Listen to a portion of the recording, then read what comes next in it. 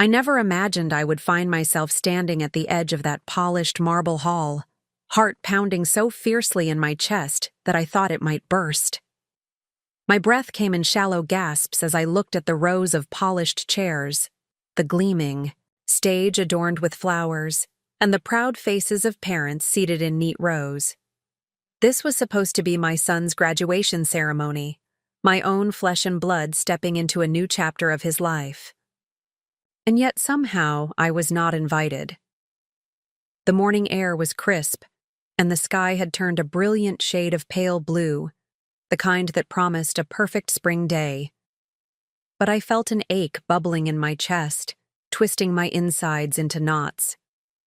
My name is Cordelia Ravenscroft.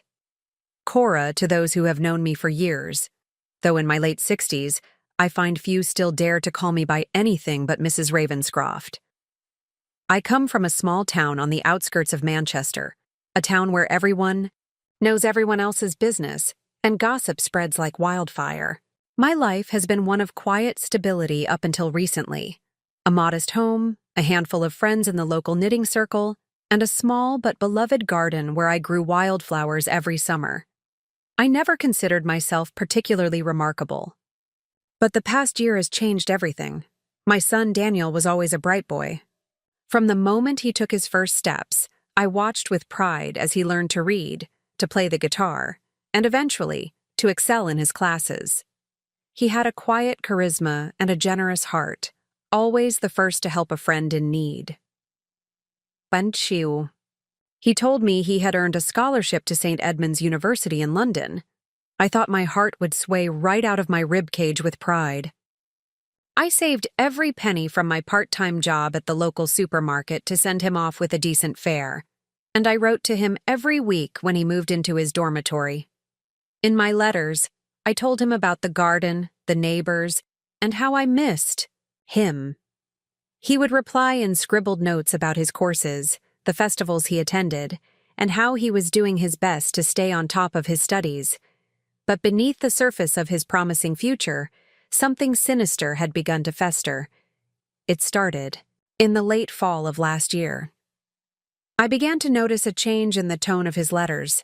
They became shorter, more abrupt. He would mention that he had to dash off to meet friends, or that he was busy studying, when in truth I now know he was sinking deeper into the world of gambling. He found online poker rooms and betting websites that tethered him to screens, all night, eyes hollow, shoulders slouched. One of his roommates confided in me during a rare phone call. Daniel was losing more than he could afford. He was borrowing from friends, pawning his textbooks.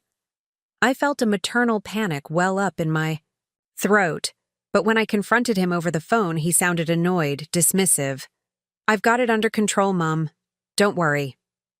I should have known better to trust those words, but I clung to them, desperate to believe my son had a grip on his own life. A mother's love is that kind of stubborn, blinding force. Months passed, and the semester wound down. Finals came and went. And then the emails began to arrive.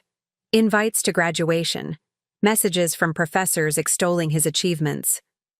I celebrated quietly in my garden, planting a new row of lavender for every milestone he reached. But in the weeks leading to May, Daniel's messages turned cold. He would not answer phone calls, and his text replies were terse. "Mom, stop harassing me. I have a lot on my plate." I dreaded the tone, but I refused to ignore it. So, I wrote him a letter, pouring out my unwavering love, urging him to be honest about whatever struggles he was facing. I mailed it with a trembling hand, envisioning the day I would stand in that auditorium, finally wrap my arms around him, and tell him how proud I was. Days blurred into one another until the fateful morning. I found a text message on my phone that stopped my breath. It was from Daniel's number, but sent at 5 a.m., and it read, "Do not attend my graduation. Do not show your face. If you do not expect me to speak to you again." My hand trembled, and fear frayed at the edges of my composure. I stared at the message for a long time, unwilling to believe that my son, the boy who used to call me every Sunday without fail, could turn away from me so callously. I tried calling him back, but his voicemail box was full. I sent a reply, begging him to explain, but it bounced back undelivered. My heart sank. I felt like an interloper waiting outside a door I had every right to open. I sunk into my favorite armchair, head heavy in my hands, and tears spilled down my cheeks, trailing cool tracks down my skin. All the memories flooded back. His first steps, his kindergarten graduation, the proud flicker in his eyes when he earned his first A, the way he hugged me tight when I baked him his favorite apple pie. How had we come to this? Where my own? Flesh and blood wanted nothing to do with me? The day of the graduation arrived. I set out before dawn, determined to be there if he changed his mind, in spite of that cruel text. The drive to London was long, nearly 3 hours through winding country roads that shimmered with early morning dew. My old Volvo hummed steadily as I navigated the familiar route, but inside I was a storm, heart pounding like a rallying drum. I rehearsed what I would say to him. I love you. I'm here. Tell me why. By the time I parked near the university campus, my shoulders were stiff with anticipation and dread. 30,000 pounds, he said. I felt the weight of those words drop like a stone in my stomach. A mother's debt was never meant to be this high, never meant to break a son like this. And the graduation? My voice caught. He lifted, his head, shame and defiance warring in his eyes. I didn't want you to see me like this. I shook my head, tears slipping down my cheeks unbidden. You should have come to me. He looked away. I tried to handle it on my own. I thought I could fix it before you found out. The room felt too small, the air too hot. My heart ached for him, but anger boiled beneath the surface. You pushed me away. You humiliated me in front of my community. Why, Daniel? Why? His shoulders trembled. I'm sorry. Those 2 words felt inadequate against the scale of what had happened. But they were all he had. I sat back, letting the silence stretch between us as the pub's noise swirled around us. A waiter passed by with a tray of pints, and I watched the foam drip off the edge of a glass, thinking of how fragile life could be. I thought of my late husband, Thomas, who had died 10 years ago of a sudden heart attack. He had been my anchor, and when he was gone, I had clung to Daniel as my reason to keep going. I had poured everything into giving him a life Thomas and I had dreamed of, a chance to climb higher, to achieve more. And now, it felt like that dream had splintered into 1,000 jagged pieces. But from the depths of my grief, a spark ignited. I would not let this defeat us. I would rise. I would protect my son, even if I had to fight demons far fiercer than my own sorrow. I reached across the table and gripped his hand firmly. Listen to me, Daniel, I said, voice low but resolute. We will fix this. I don't care what it takes. You are my son, and I will not abandon you to these monsters. His eyes met mine, wide with fear. Mom, he hesitated. They warned me. If I don't pay up, I owe them more than money. They said, I squeezed his hand, heart hammering. We'll handle them. Together. He nodded, and something in his posture shifted, a flicker of hope, perhaps. I rose from my seat, folding the letter I had brought and tucking it into my coat. As I walked briskly toward the door, I cast a glance back at my son. He sat there, head down, shoulders hunched, but I saw a glimmer of trust in his eyes. I resolved that I would not let that trust go to waste. Stepping out into the cool evening air, I inhaled deeply, letting the night sky steady my racing mind. The university ceremonies were over, but for me, the real journey had just begun. I would confront his creditors tomorrow, and God help me, I would not back down. A siren wailed in the distance, and I felt a chill. Danger lurked closer than I cared to admit. But I was no longer the frightened old woman standing outside that auditorium. I was a mother on a mission. And I would fight for my son's future, regardless of the cost. I took out my phone and dialed the only number I could think of.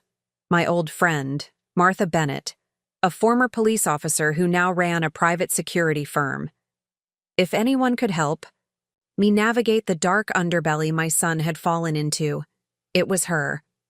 The line rang twice before a familiar voice answered. "Cora? Is everything all right?" I swallowed hard. "Martha, I need your help. My son."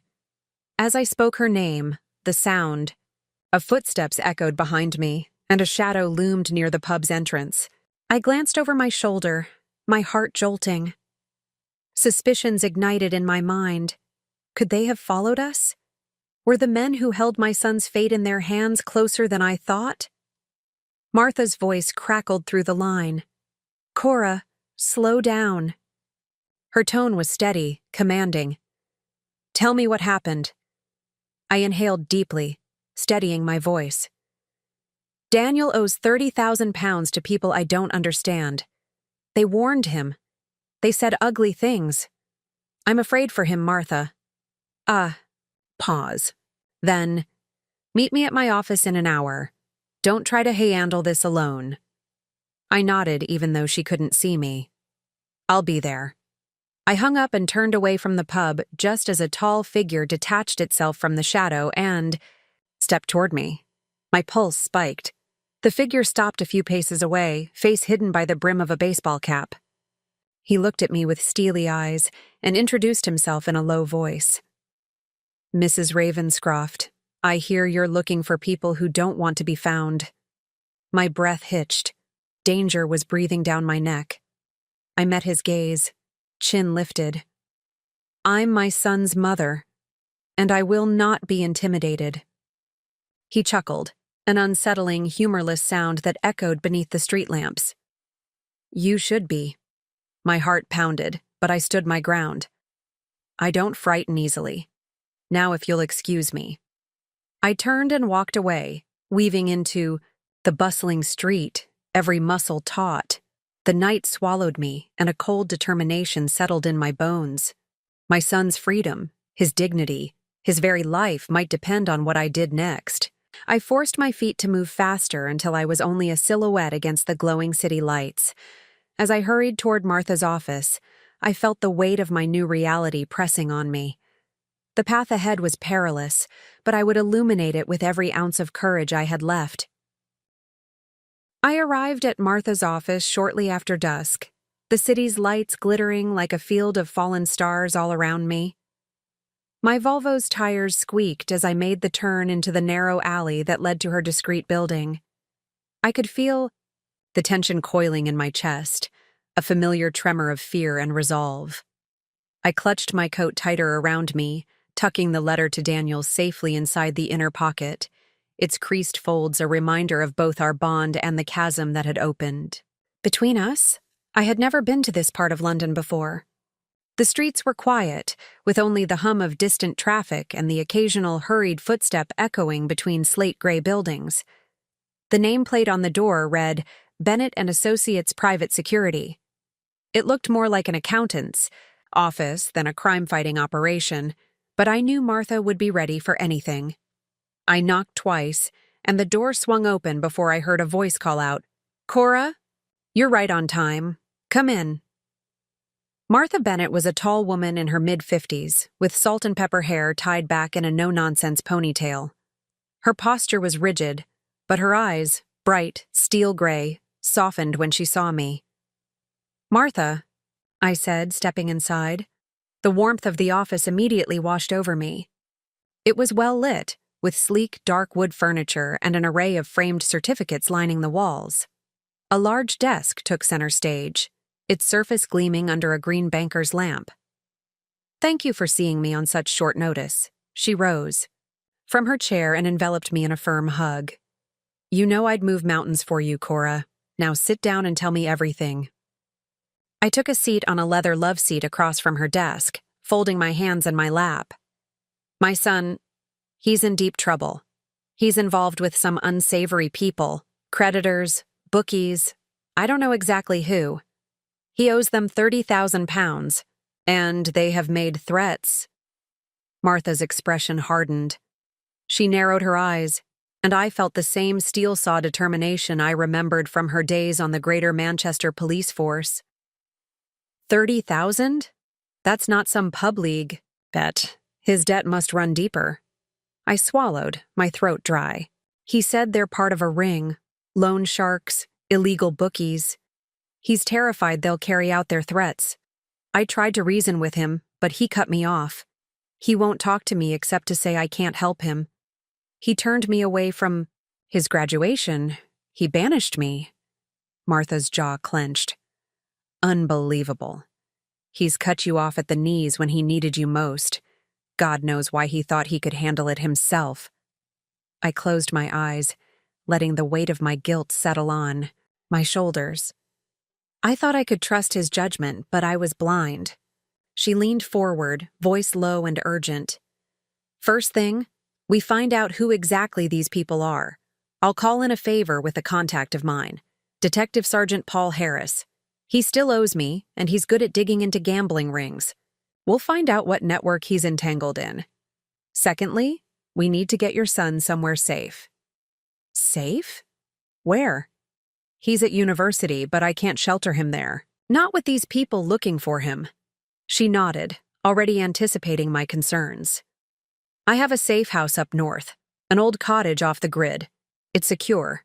Nobody will find him there. We can move him as soon as we know he's in imminent danger. Right now, we need actionable intelligence. I felt the tilt of the world shift slightly. Hope flickered. Thank you. Martha reached into her desk and pulled out an encrypted burner phone. Call him again. Tell him I'm willing to meet him somewhere neutral. Maybe he'll come around and see I'm not judging him, just trying to help. I hesitated, pulling out my own phone. I dialed Daniel's number, but it went straight to voicemail. He won't answer any calls. He's terrified of those men tracking him. Martha pinched the bridge of her nose. We'll have to go to him then. Do you know where he spends most of his time? I recounted the name of the pub, the King's Hound, where I had found him last night. They're probably watching him closely. If we go to that pub, we might tip them off. Her eyes flicked to the window where city lights winked. She sighed. Then we wait for another opening. I've bookmarked a few locations where he might go. Late-night coffee shops, the student union. They're predictable. We stake out the easiest one. I nodded, though my stomach churned. Outside, the London evening breath had dipped lower. Frost crept along the edges of the sidewalk. The urgency in Martha's plan was a comfort, though fear still churned in my gut. Martha tapped away at her phone. Harris says it'll take 24 hours to get a comprehensive profile on the ring. He's tracking some leads to a bookmaker's den in Whitechapel. Could be the hub of it all. Whitechapel? My voice caught. I remembered the dark alleys, the flicker of neon lights that had seemed alluring to Daniel at one point. Now it represented danger. She nodded gravely. Yes, we'll have to confront them eventually, but step 1 is protecting your son. Step 2 is cutting off their leverage. How much do they want now? You said 30,000? Yes, but Daniel said if he fails to pay, it'll be worse. He implied they had other demands. Martha's lips pressed into a thin line. Loan sharks never just want money. They want control. We have to break that control. I'll arrange for a private investigator to follow Daniel discreetly tomorrow. We'll figure out where he goes and what time. I exhaled slowly, the tension in my chest easing fractionally. Thank you, Martha. I don't know what I'd do without you. She offered a brief smile, then stood. Stay here tonight. Don't go anywhere alone. I'll send someone to watch over you, just in case. I'll call you the moment we have anything concrete. I nodded, gathering my things. The lamp's light flickered over the surface of her desk, making the certificates glint. I took a deep breath, steeling myself for the next steps. Outside her office, the city's murmur seemed distant, as if I had stepped into a different world. I remembered the vibrant, hopeful mornings when Daniel was just a boy, tugging at my hand to show me a shiny rock he found in the garden. Now he was lost in a mire of debts and threats, and I would move heaven and earth to save him. As I stepped into the hallway, a security guard slipped a discreet earpiece into my hand and whispered, "You're safe here, we'll keep watch." His voice was a gravelly whisper, a promise that felt both reassuring and ominous. I nodded my thanks and climbed the spiral staircase to the guest room Martha had prepared. The room was sparsely furnished, a small bed with a thick quilt, a desk, and a window that overlooked a narrow courtyard. I sat on the edge of the bed, hands trembling, wondering how my son, Michael Daniel Ravenscroft, had come to this place.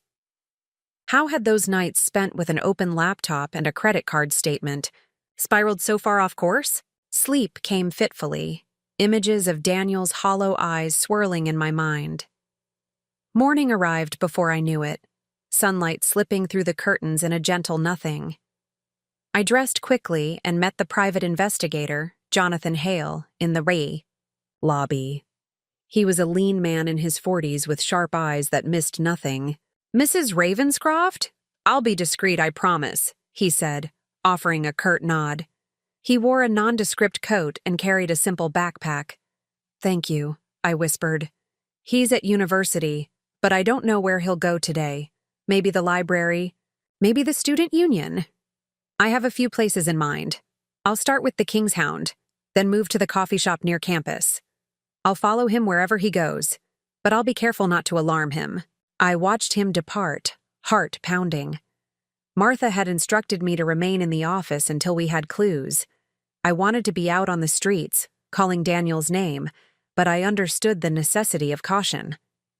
I made myself a cup of tea in the small kitchenette and sat by the window, sipping the steaming liquid, willing myself to stay calm. Hours passed with agonizing slowness. Each minute felt like an hour, and every sound, a passing car, a footstep, jerked me upright as if it might be Daniel returning to me.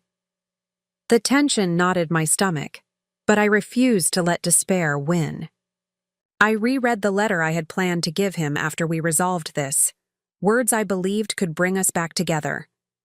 Then, as the clock ticked toward midday, Jonathan slipped quietly into my office. He closed the door gently and approached me, removing his sunglasses. "I found him," he said, voice low. "He's at a cafe just around the corner from campus, the one called Bracken's. He came in an hour ago. He's sitting alone, staring at his phone, looking tense." My heart lurched. I rose, clutching my purse. "Can I see him?" "It's risky. If he sees me watching him with you, he'll bolt. We need to be subtle." I nodded, fighting the tremor in my legs. Jonathan led me out of the office and around the block, pausing at a lamppost where I could see Bracken's through the cafe window. There, at a corner table, sat Daniel. His face was drawn, his hands wrapped around a chipped ceramic mug.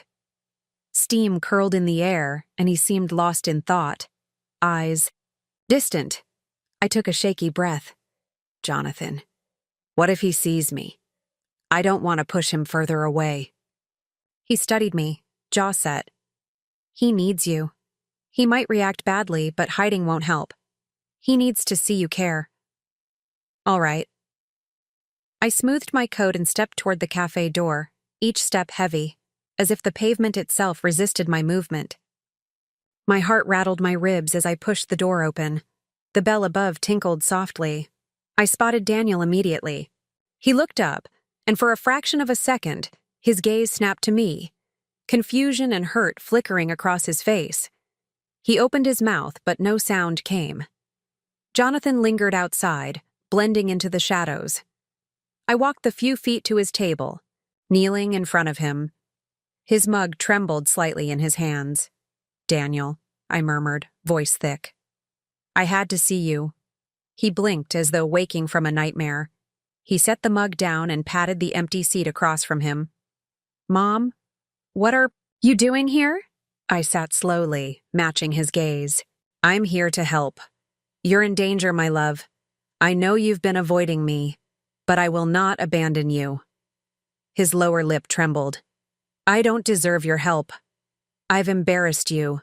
I've tried to fix this on my own, and I've failed. Majorly. His voice faltered, and he stared down at the table as if expecting it to swallow him. I reached for his hand, covering it with mine. Daniel, you're my son. I've always been proud of you, and that hasn't changed. But I can't help if you won't let me in. He raised his eyes, filled now with tears that caught the light. I'm scared, Mum. I did something terrible to them. He shook his head, words failing him. I took a breath, my voice steady. Tell me exactly what happened. We can only solve this if we understand it. He swallowed, as though steeling himself to relive a nightmare. I told them I'd find a way to pay it back by the end of the month. I lost money on a game. I promised them I'd get it back. And when I didn't, they took my scholarship check. I didn't realize how fast they'd move. His voice cracked. They said if I don't pay, they'll come after you. I felt nausea rise. They threatened me? He nodded miserably. I lied. I said I had a wealthy benefactor, my grandparents. They thought I was just another kid with some rich family. But I don't. They came to me demanding more money, and when I didn't have it, they took my scholarship, funds. Now I can't pay my tuition, and I can't live on campus. They said if I leave the university and fail to pay, they'll ruin me. Anger flared, so hot it turned my vision red. Those monsters have no right to touch a scholarship. That's your future. He bowed his head, fingers clenching the mug. I tried to win it back one more time. I lost everything. I sold my guitar. My textbooks? Nothing. My mind raced, considering options. Without his scholarship, he'd be forced to drop out. If he disappeared from campus, nobody would know where he went.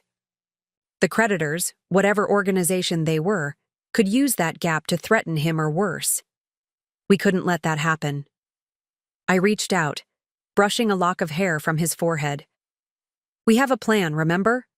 Martha is working on finding out exactly who they are. We'll confront them, take back what's yours. But how? They're on the wrong side of the law. And here I am, just an ordinary student. They won't hesitate to follow you or me. I have friends who know how to navigate these waters. We'll expose them, involve the police if we have to. No one can touch you or me. He let out a shaky breath. I don't know if I can. I feel so deep in this hole. I squeezed his hand. I know, sweetheart. But I'll climb down into that hole with you if I have to. I'm not stepping away. Whatever it takes, we'll do it. Together. His shoulders slumped in relief, and he leaned into me. For a moment, I felt a flicker of the boy he once was, hungry for his dream of becoming a journalist, scribbling notes in the margins of his textbooks. But that innocent boy was gone, replaced by this young man battered by desperation. I glanced toward the door. Jonathan was still stationed outside, watching. I nodded at him, and he slipped inside, taking a seat at a nearby table. I turned back to Daniel. We need to move you somewhere safe. You can't stay here in the open. If they know where you are, they'll come for you. Do you trust me? He met my gaze, tears threatening again.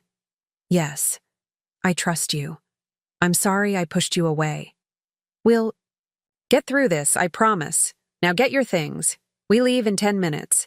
There's a car waiting. He looked down at his feet, nodding. He gathered his belongings, his worn backpack, a few textbooks, a battered leather notebook where he had scribbled class notes. I watched as he stood, the weight of guilt and shame evident in every movement. But there was determination, too. A spark of resilience in his posture.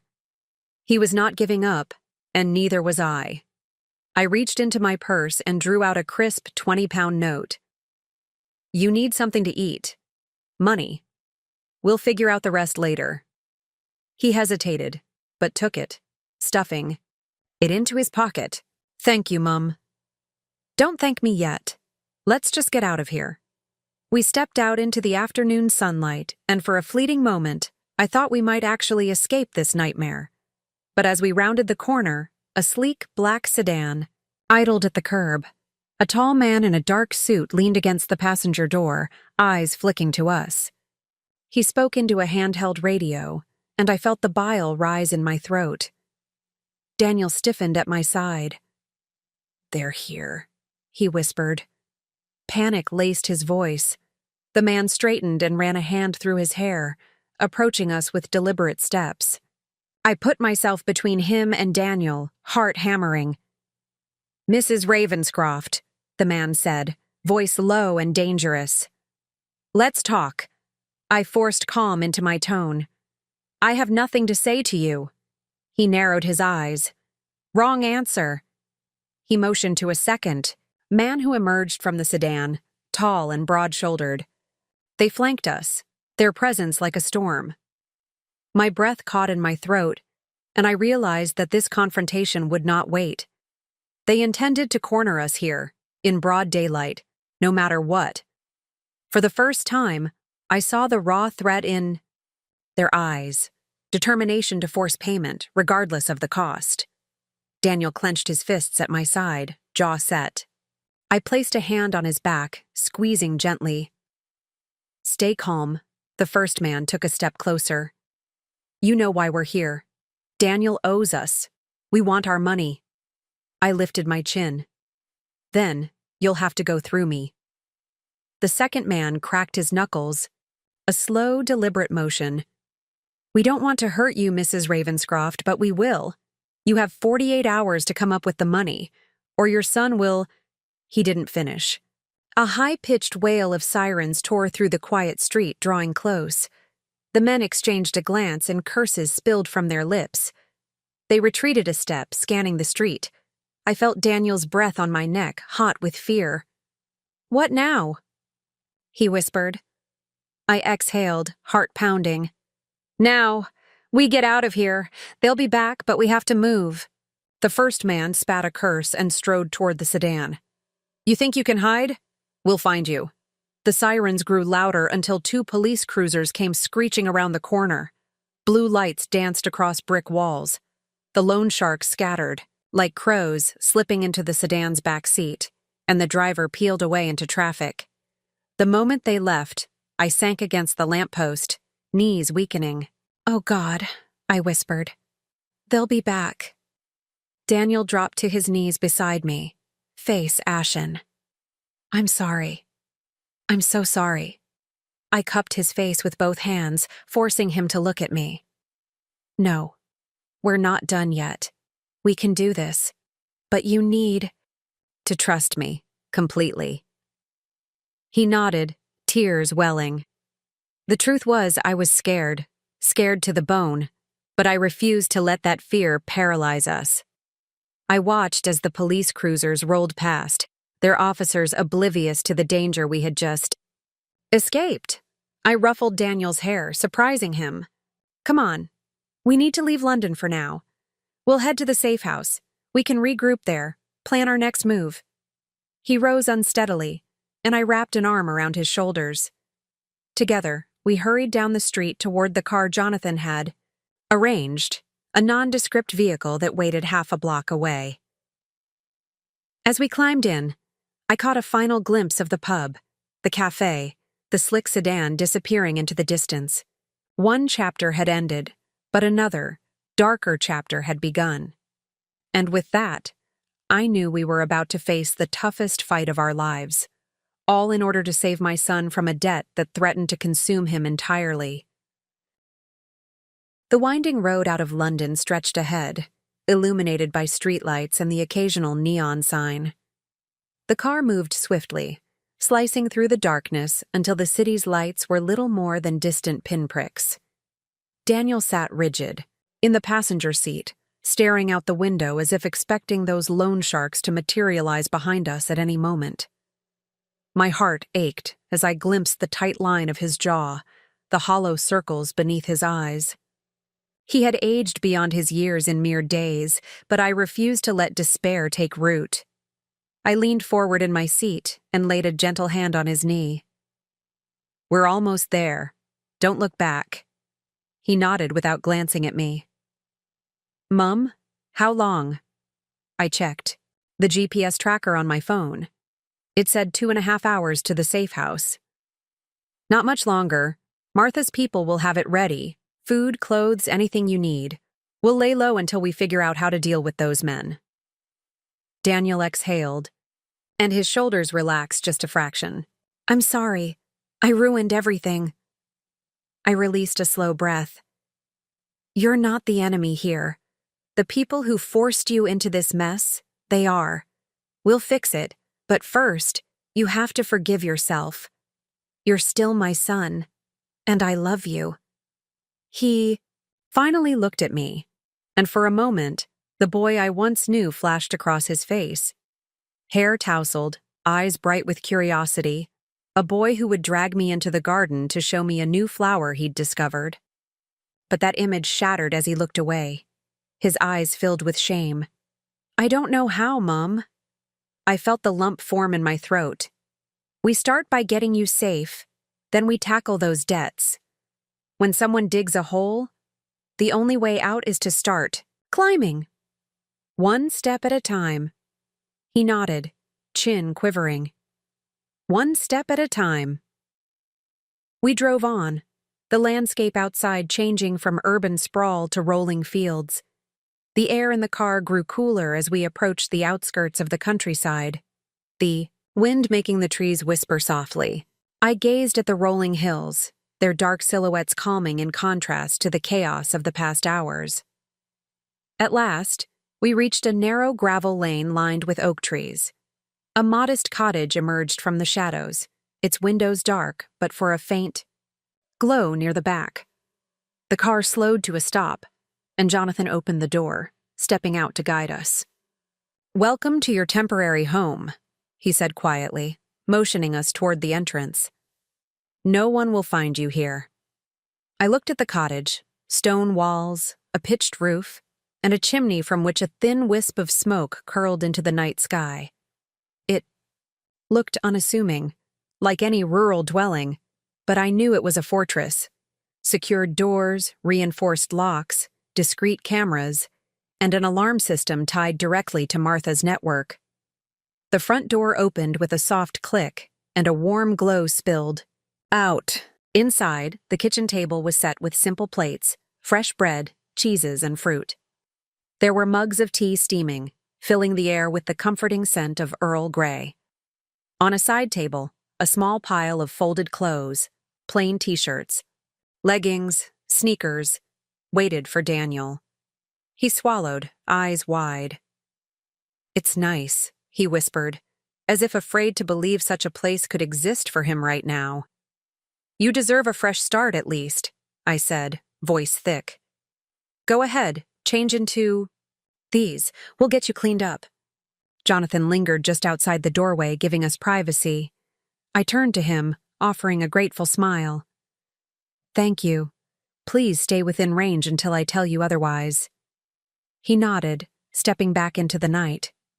The door closed behind him with a reassuring click. Daniel disappeared down a short hallway, the rustling of clothes pattering against the wooden floor. I moved to the kitchen sink and filled a bowl with warm water. As I set it on the counter, I noticed a framed photograph on a shelf, a younger Martha beside a fellow officer, both beaming in crisp blue uniforms. It was a reminder of the lives we all led before this darkness consumed us. I poured myself a cup of tea and sat at the table, mind racing with thoughts of how to attack Daniel's debt. I sipped slowly, letting the warmth fill me. Thoughts flickered. Maybe a payment plan? Could Martha's contacts pressure the bookies to back off? Could Daniel's professors petition to replace his lost scholarship? But those seemed like distant possibilities compared to the immediate need. Keep Daniel safe. Footsteps echoed behind me. I turned as Daniel walked into the kitchen, wearing the simple clothes Martha had provided. He looked younger without his hoodie, clean-shaven, yet still haunted. "Come here," I said, patting the seat beside me. He sat, and I reached across, placing my hand on his. "You look different," he said softly. I smiled. "I think you'll feel better once you've had something to eat. And a bath. Look, there's a bathroom down the hall. Towels, soap, everything you need."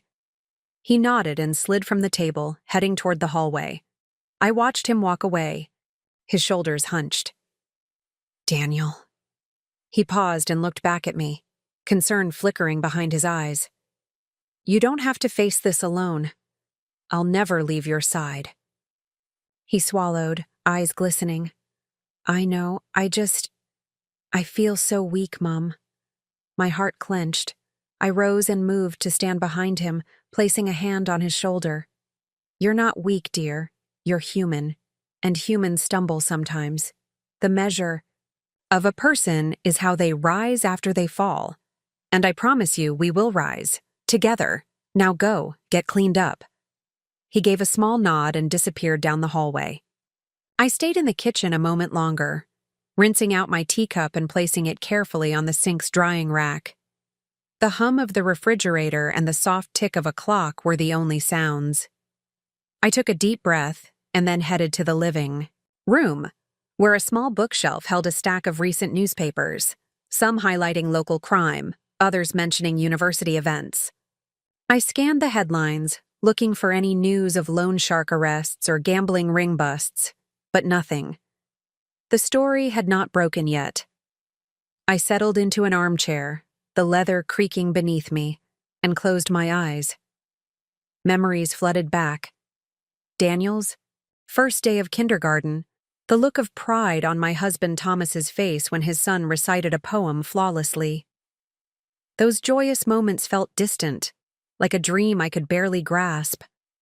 But they reminded me of who Daniel really was. Bright, resourceful, a young man with a heart of gold. I steeled my resolve. I would not let this nightmare define him. Whatever it took, legal fees, calls to lawyers, pitting myself against ruthless criminals, I would fight. My son's life and dignity were at stake. A soft knock at the door jolted me from my reverie. I stood and headed to the door, opening it to reveal a young woman holding a tray with a steaming bowl of soup, bread, and a small pile of clean laundry. She was dressed casually, her demeanor calm and empathetic. "Mrs. Ravenscroft?" "I'm Helen, Martha's assistant. I've brought dinner and some clothes for your son." I accepted the tray gratefully. "Thank you, Helen. You're a lifesaver." "He needed some fresh clothes," Helen said, glancing at the pile. "I made sure these would fit. Everything is labeled. If you need anything else, just ring the bell by the front door. We're checking in every hour." I nodded, closing the door behind her. The lock clicked, and I felt a flicker of gratitude for the network that had risen so quickly around me. I returned to the kitchen, placing the soup on the table. Just then, Daniel emerged from the hallway, his hair damp and neatly combed, face freshly shaved. His eyes widened at the sight of the food. "Mum." "Thank you," I offered a gentle smile. "Eat. You need your strength." He sat and began to spoon the soup, breathing deeply as the warmth filled him. I watched him, feeling a swell of motherly pride and fierce protectiveness. Even in his darkest hour, he was still my son. We ate in silence for a while, the only sounds, the quiet clinking of the spoon against the bowl. He paused, looking at me. "What happens next?" My gaze hardened with determination. "Next, we wait for Martha's contact to confirm the identities of the men who have you in debt. Once we know who we're dealing with, we'll approach the authorities. We'll need evidence, records of those phone calls, bank transfers, anything that links them to illegal activity." He nodded slowly, digesting the plan. "Right. And what about my scholarship?" I sighed. We'll talk to the university board. They might be willing to reinstate you if we explain what happened. If not, we find another path. Apply for a new scholarship. Maybe transfer to another school temporarily. Anything to keep you on track." He set the spoon down, wiping his mouth. "Mum, I don't know if I can face all that." I took his hand, squeezing it. "You won't be alone. We have a team behind us. Martha, her contacts, Jonathan. You have me. You'll face it, one step at a time. Just like I said." He let out a shaky breath. "Okay, one step at a time." I could see the tension starting to ease from his shoulders, though a shadow still lingered in his eyes. "Good. Now get some rest. I'll be here if you need anything." He stood, gathering his bowl, and headed toward the small bedroom down the hall. I watched him disappear and then turned back to the kitchen, beginning to clean up. As I rinsed the dishes, I noticed the dark shapes of crows gathering in the field beyond the cottage. Their presence felt ominous, like harbingers of the battles yet to come. I wiped my hands on a towel and moved back to the living room, where I sat at the edge of the armchair, listening to the wind rustle the leaves outside. My phone buzzed. Martha's encrypted message. Identified. Jackson and Lee Gambling Syndicate. Operating in East London. Known for using intimidation. Meeting at 10 a.m. tomorrow at the Brick and Ivy Club on Carnaby Street. Proceed with caution. My heart pounded. I typed a quick response. Understood. I'll be there. I put my phone down, mind racing. We would have to confront them directly, face to face. It was dangerous, reckless even, but I couldn't wait for law enforcement to act. Daniel's life, and my own sanity, depended on swift action. Night descended, and the cottage grew quiet. I stayed awake until the moon hung high in the sky, planning every detail of the confrontation. I gathered documents, bank statements, Daniel's letters, the text from the loan sharks, stuffed them into a manila envelope. I would need to present these as proof of extortion. But as dawn approached, I realized that even with evidence, we were vulnerable. The syndicate could deny, could manipulate. That meant I had to be prepared for the worst. A violent confrontation. My palms went clammy at the thought, but I steeled myself. If they refused to back down, I would not let them win. Morning light filtered into the room where Daniel slept. I watched him for a long moment, peaceful, safe, for now. I pressed a hand to his shoulder, brushing a lock of hair from his forehead. "Sleep, my child," I whispered. "I'll handle this." He stirred, murmuring something unintelligible, and then relaxed back into the sheets. I rose quietly, slipped from the room, and began to gather my things. I folded the coat Martha had provided, took my phone, and slipped the envelope of evidence into my bag. Before walking to the car at the end of the drive, I paused, looking back at the cottage. It felt like a fragile sanctuary, a bubble that could burst at any moment. I exhaled slowly, mind focused on the day ahead. As I closed the car door behind me, a sudden noise made me freeze. Footsteps, soft, deliberate, behind the cottage. Turned, heart pounding. A figure emerged from the shadows. A man in a black hoodie, face hidden. He moved toward me with quiet determination. I reached for my phone, but it was too late. He was already within arm's reach, a gloved hand clamping around my wrist and twisting sharply. Pain flared in my arm, and fear seized me. "Who are you? What do you want?" He said nothing, but I recognized the cold, hard gaze in his eyes. My blood ran cold as I realized Jackson and Lee had found me. The bubble was shattered. I braced myself, body tensing. "I will not be intimidated." He leaned close, his breath warm on my face. "You should be, Mrs. Ravenscroft. Your presence at Carnaby Street. Our bosses will be displeased. We'll meet you on our terms." My stomach lurched. The confrontation, we planned was already compromised. He released my wrist and backed away, disappearing into the dim light as silently as he came. I stood frozen for a moment, the alleyway silent but for my ragged breathing. The syndicate was closer than I thought. They were watching my every move. Retrieving my phone, I dialed Martha with trembling fingers. "Martha, they know where I am. We have to abort."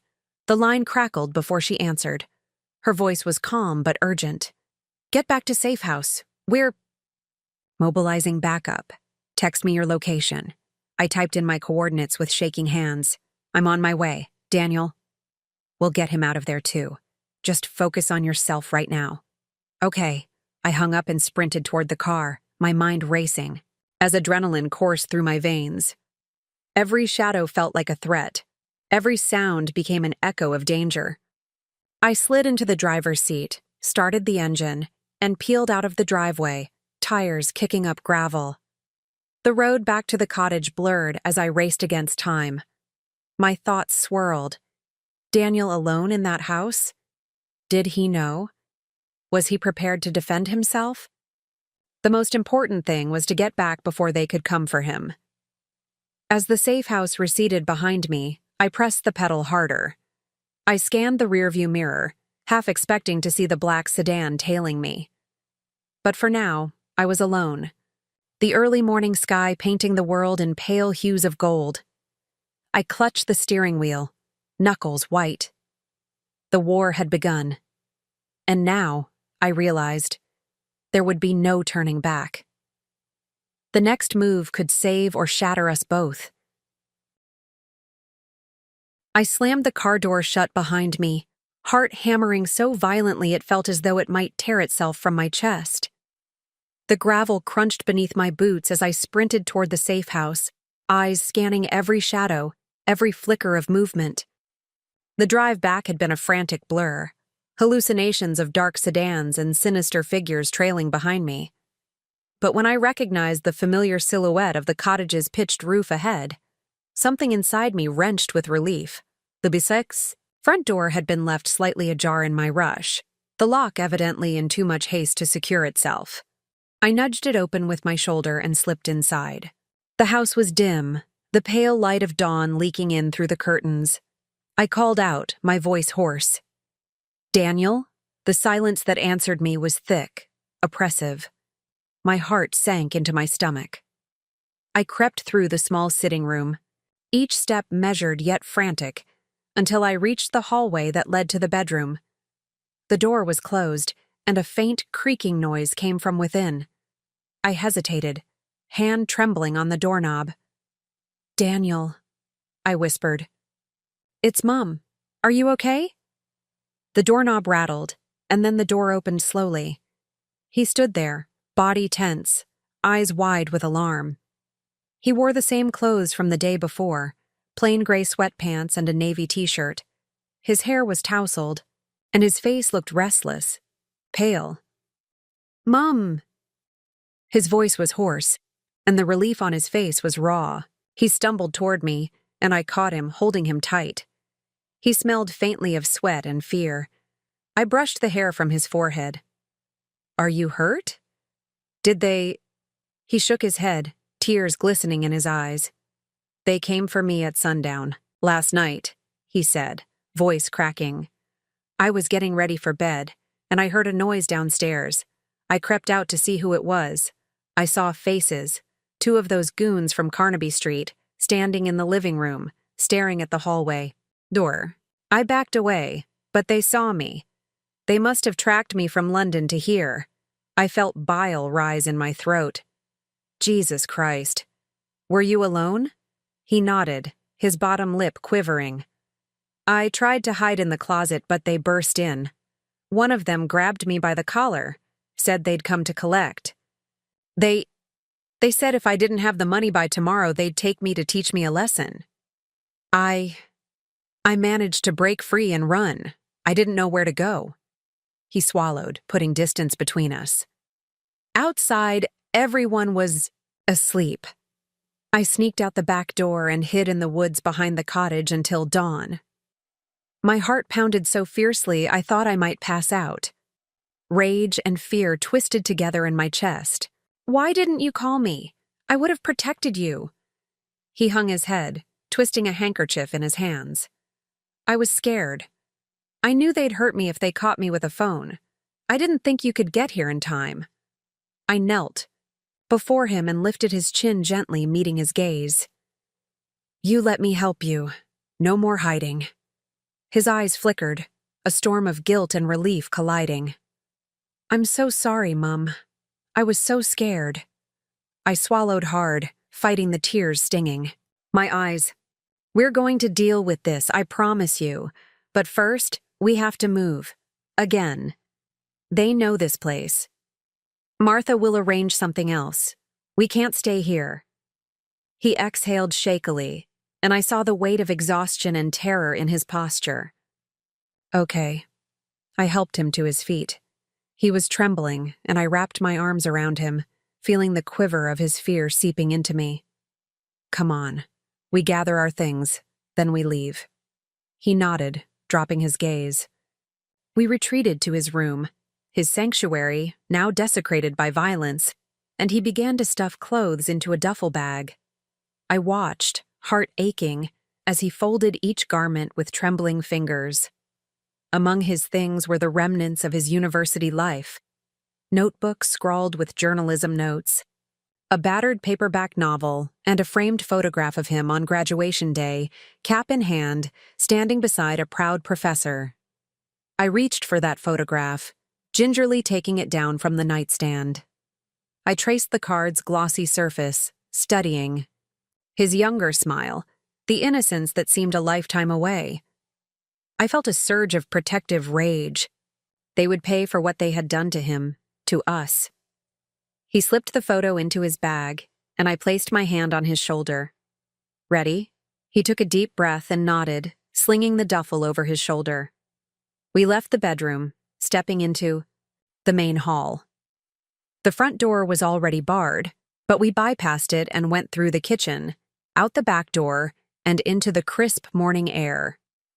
The woods enveloped us like a cocoon, damp earth underfoot, the tang of pine in the air. The path to the small road was narrow and winding. We moved quickly, returning to the car I had left running. Jonathan emerged from the shadows, his face tight with concern. We need to go now, I told him, voice low. He nodded, sliding into the driver's seat. Daniel climbed in behind me. As the car pulled away, I looked back at the cottage, the safe harbor we had lost. I felt an ache that was more than sadness. It was a mother's pain, knowing she had failed to keep her child safe. The ride to Martha's secondary safe house, a small townhouse in a quiet suburb, was tense and silent. Daniel stared out the window, lost in thought, while I stared at the envelope of evidence in my lap. Each mile took us further from danger, but closer to the reckoning we would soon face. We pulled into a narrow driveway behind a modest brick house. A small, unmarked sign read, Ravenswood. The front door opened before we even had time to reach it, and Martha stood on the threshold, arms folded. Cora. Daniel. In here quickly, she whispered, ushering us inside. Inside, 2 other men, one, with a headset tapping into a monitor, another checking locks on doors, stood at attention. The place was fortified. Racks of bottled water, canned food, emergency supplies, and a small medical kit. A fortified wooden door led to a basement, where a hidden bedroom awaited. Martha closed the door behind us and locked it. She exhaled a slow breath, relief and fatigue mingling in her eyes. Are you both okay? Daniel nodded mutely, and I shook my head slightly, the events of the day weighing heavily on me. We have to build our case. Her voice was firm. By tonight, I'll have clearance to speak with Detective Harris. He's tracking the Jackson and Lee operation. But we need more proof. Telephone records, bank transfers, steps linking the syndicate to your son. I nodded, steeling myself. I have what I brought. Texts, messages from the goons, and Daniel's bank statements showing the transfers. I placed the manila envelope on the table. Martha opened it and began sifting through the contents. Daniel remained silent, seated on a folding chair near the desk. He looked drained, pale, his fingers tapping nervously. I walked to him and crouched, placing a hand on his knee. "We'll get through this," I said, my voice soft but resolute. "My priority is keeping you safe. After that, we fight them together." He closed his eyes, nodding. "I trust you." I squeezed his knee, and for a moment we just sat in the thick hush of the safe house, the air heavy with the weight of what we faced. Martha rose, slipping a burner phone onto the desk. "I've arranged for another secure line. Use it only for emergencies. We're not safe until we dismantle Jackson and Lee completely. By tomorrow morning, the police should have a raid planned. We'll need you to testify, Daniel. It's the only way to ensure they go down for good." He swallowed and straightened, pulling his thoughts together. "I'll do it. I'll say whatever is needed." Martha nodded. "Good. And Cora, you'll testify, as well, about how they threatened your son and you, how they tried to intimidate both of you. That's strong evidence." I felt a cold knot form in my chest, but I drew in a steadying breath. "Whatever it takes." She hesitated, then asked, "You two need to rest. I'll be up all night coordinating with Harris. Get some sleep. We'll convene at 0600. Daniel and I retreated to the basement, where a simple bedroom awaited. A single bed, a nightstand with a lamp, and a small bookshelf. I sat on the edge of the bed, watching as he stripped down, changed into fresh clothes Martha had provided, and climbed under the covers. I lay beside him, curling into his warmth. Despite everything, his presence gave me a sense of purpose and unbreakable bond. His breath evened out, and I closed my eyes, trying to will myself to sleep. But sleep would not come. My mind buzzed with plans, how to cross-reference bank records, how to secure additional evidence, how to keep Daniel safe from any last-minute attacks.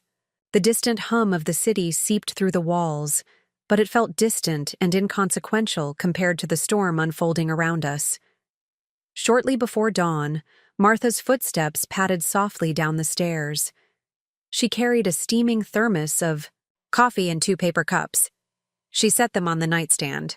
I sat up, the blanket slipping from my shoulders. She perched on a chair beside the bed, offering a cup. I took a sip, letting the warmth chase away the chill in my bones. "We have meeting time. 0600, she said quietly. "Harris will arrive with the detective. They have a warrant to raid Jackson and Lee's office on Carnaby Street. We just need one more piece. A sworn statement from you, Daniel, detailing how they threatened and extorted you. Everything you've told me in your own words will be crucial." Daniel sat up, rubbing the sleep from his eyes. "I'll do it. Just, how do I—" Martha handed him a notepad and a pen. "Right. It doesn't have to be polished. Just the facts in your words. I'll transcribe later." He nodded, taking the notepad and beginning to write. His hand trembled, but he wrote steadily, documenting the timeline. The first bet, the borrowing, the threats, the graduation ban, and the attack at the safe house. I watched him, pride and sorrow mingling in my chest. He was becoming a man forged by pain, but determined to stand tall. I sipped my coffee and watched the clock tick closer to 6. Outside, a faint light grew in the east, dawn creeping across, the sky illuminating the world in pale gold. At 0600 on the dot, there was a soft knock at the basement door. I opened it to find Detective Sergeant Paul Harris standing with Martha and 2 uniformed officers. Harris wore a weary expression, but nodded at me with respect. "Morning, Mrs. Ravenscroft." He turned to Daniel, who stood beside me. "Mr. Ravenscroft, thank you for doing this." He split from the group and motioned for us to follow him upstairs to the living room, where a folding table had been set up with chairs and recording equipment. A plainclothes detective was already there, waiting. Harris offered me a seat. The detective handed Daniel a packet of forms, statements, affidavits, and a small recorder. I'll let you both fill these out. Take your time. If you need anything, call me. I'll stay here until it's done. His tone was professional but gentle. I settled into a seat, watching Daniel carefully as he began to read the forms. I knew how hard it was for him to step into that role, to officially accuse the men who had terrorized him. But he was determined. This was the final step to ending their reign. He flipped the first page and set pen to paper. The ink scratched across the paper as he began writing. My name is Michael Daniel Ravenscroft. In November of last year, I began to gamble online. By January, I owed a debt of £10,000 to an illegal bookmaker. His handwriting wavered, but he wrote on. I could feel his courage in that act, turning fear into words, words into evidence. 3 hours passed in a blur of scribbled statements, recorded testimonies, and legal jargon. I filled out my own set of forms, recounting how they had threatened me at the apartment near the university, the things they had said, how I had found Daniel hiding in the woods, the encounter on Carnaby Street when one of them grabbed my wrist. At 900, it was done. We handed Harris the signed sworn statements. He packed them carefully into a brown envelope and sealed it. Good work, he said. We'll present this to the magistrate. In the meantime, we'll proceed with the raid.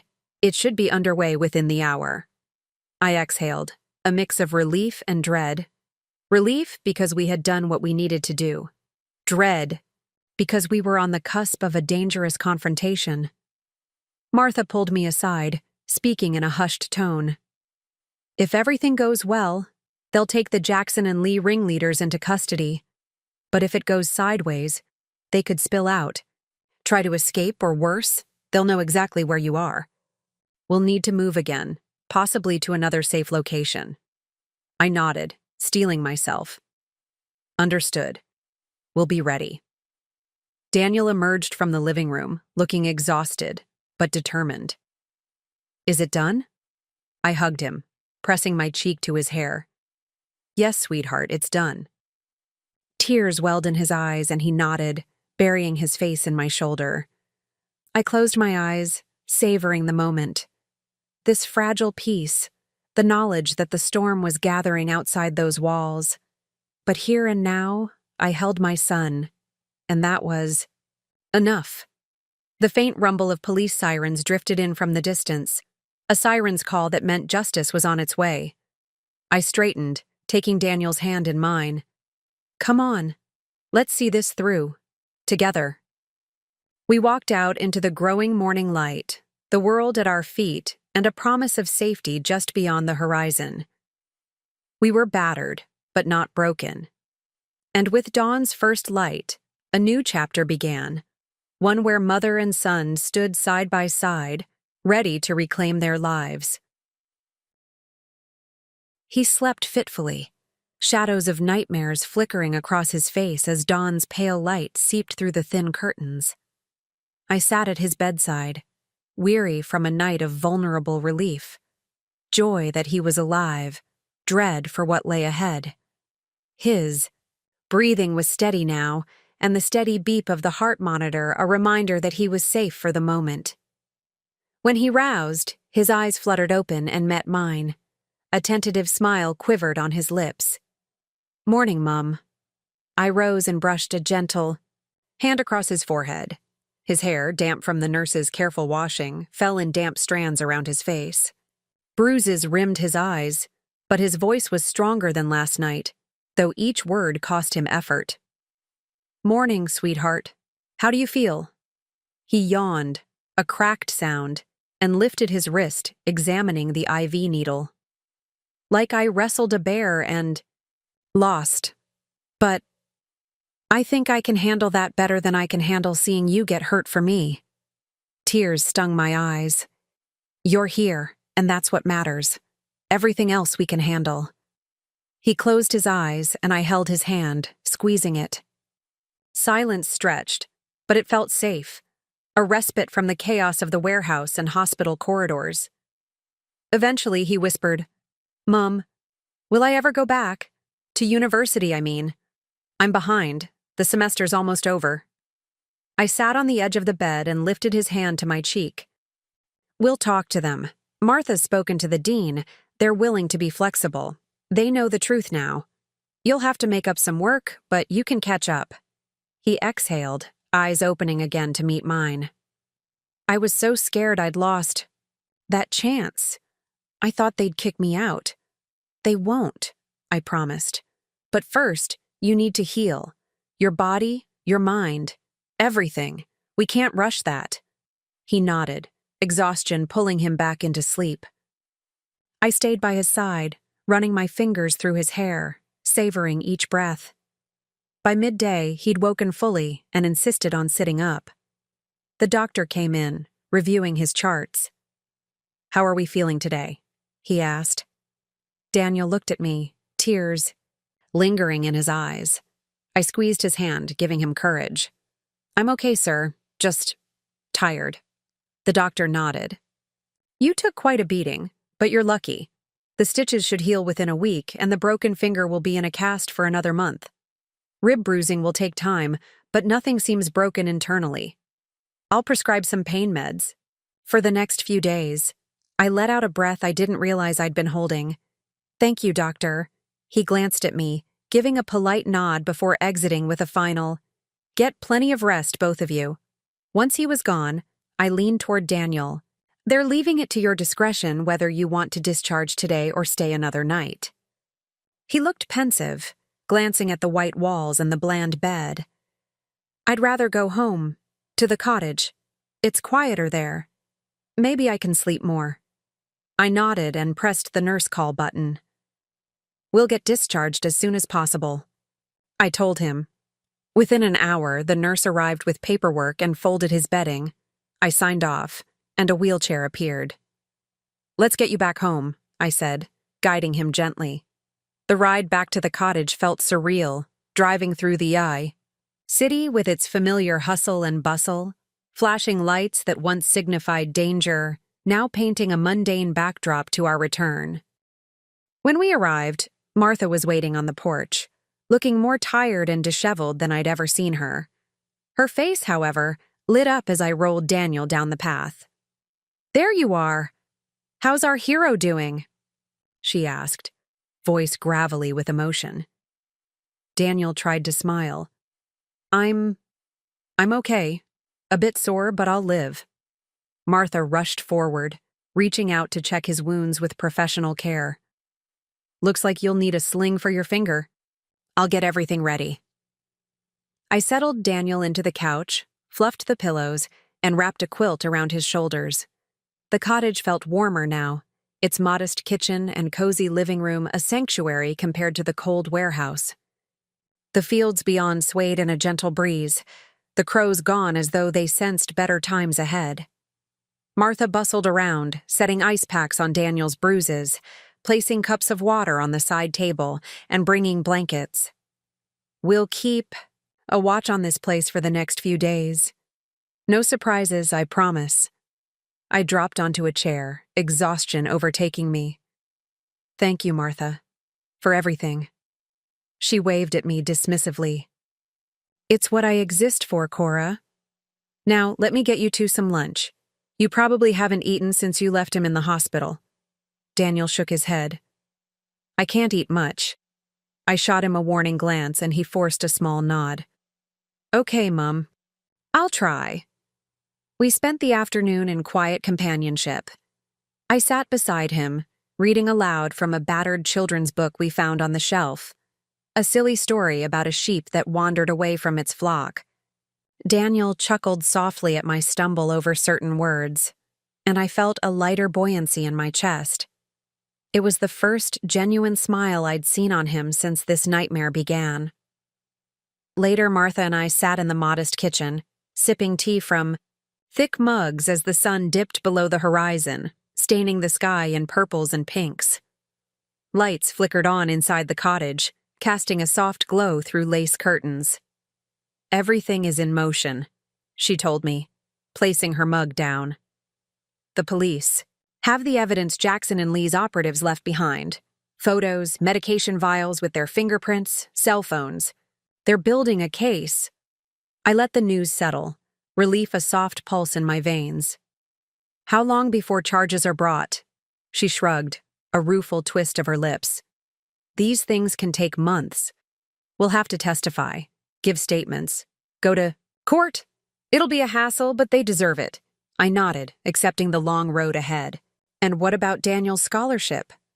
Martha reached for her phone, opening an email. I spoke with the dean. They're willing to reinstate him, but he'll have to complete 2 summer courses to catch up, and they'll provide extra tutoring. Joy bubbled in my chest, mingling with gratitude I couldn't fully articulate. That's wonderful. Martha gave me a small smile. But there's one catch. Daniel will have to write an op-ed about the dangers of gambling addiction, using his story as a cautionary tale. The university wants to raise awareness. Daniel's voice echoed from the living room. What's that about op-ed? We exchanged a glance. I patted Martha's arm. Yes, the dean wants you to share your experience, to help other students. There was a pause. Then Daniel emerged, using his uninjured hand to guide his steps. He frowned but nodded slowly. If it helps others, I'll do it. Relief mingled with pride.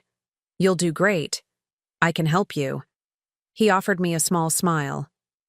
Thanks, Mum. That night, I sat in a chair beside his bed as he drifted off to sleep, the lavender scent of the quilt wrapping around us. I thought of how close I'd come to losing him, how near I'd been to facing an empty crib, decades after his birth. The magnitude of it settled like a stone in my chest. Yet, in the quiet hum of the cottage, I felt hope budding, like the first shoots of spring beneath the snow. Days passed in a slow, healing rhythm. Daniel's finger was bound in a sturdy cast, and his bruises faded but remained as reminders. He reunited with a tutor for makeup courses, studying in the cottage's small living room. Martha set up discreet security cameras, and Jonathan checked in regularly to ensure no one was lurking in the shadows. Meanwhile, I dedicated my days to organizing our collective evidence for the police. I photocopied bank statements, cross-checked the syndicate's names with local business records, and wrote my first draft of a witness statement. Each document I prepared felt like another nail sealing Jackson and Lee's coffin. One afternoon, I found Daniel staring out the window, pencil in hand and notebook open on his lap. His expression was pensive, the lines of worry still etched around his eyes. You haven't been eating, I said, concern prickling my voice. He pinched his lips, eyes flickering to the half-empty plate on the coffee table. I'm just nervous about writing. What if it reminds me of everything? What if no one cares about what I have to say? I crossed the room and sat beside him, placing a hand on his shoulder. Your story matters. Other students, maybe someone who feels like they're drowning, might see themselves in you and find a way out. That's powerful.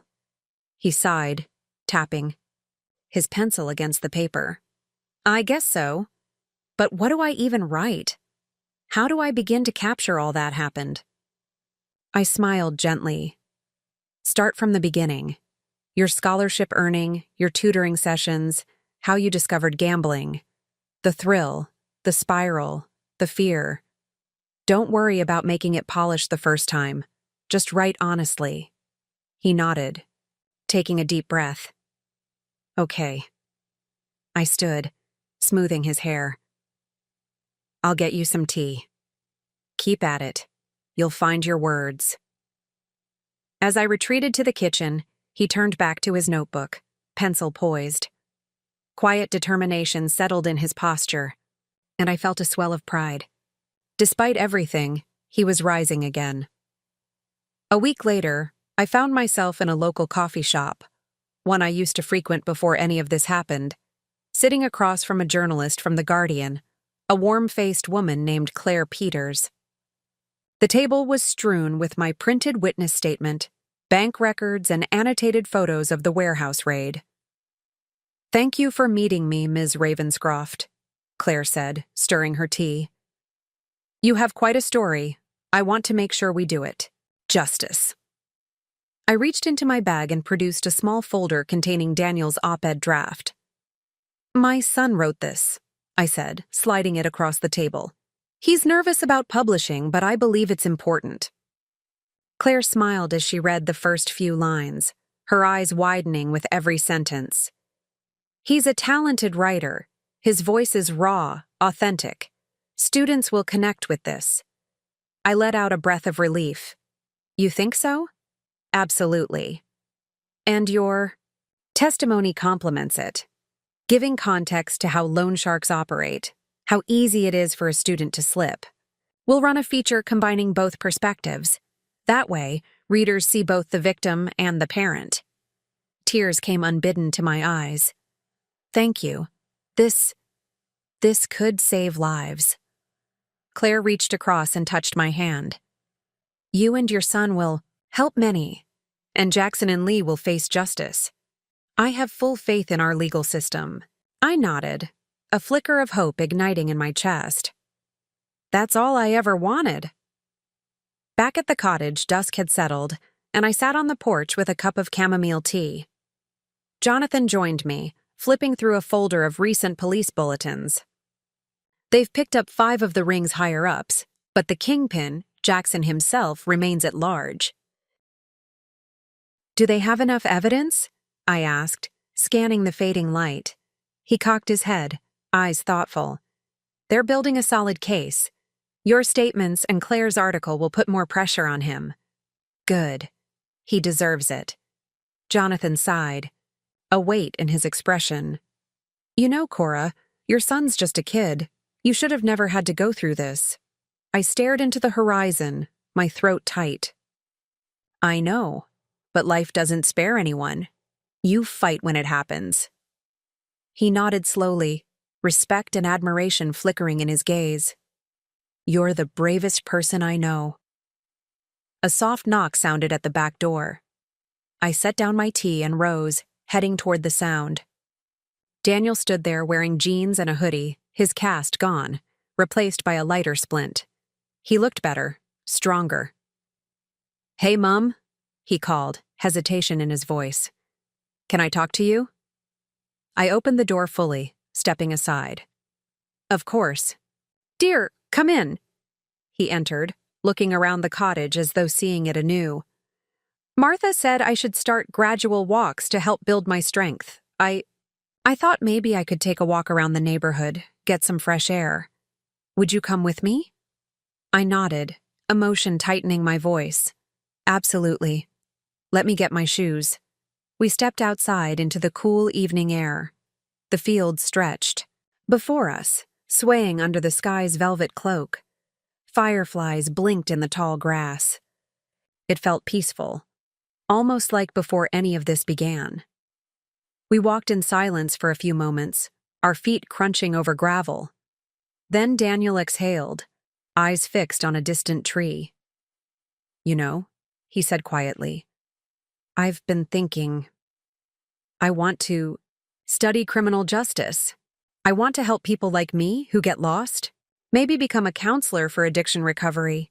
I turned to him, tears brimming in my eyes. That's wonderful, Daniel." He gave a small smile. "I guess I want to do something meaningful with this story.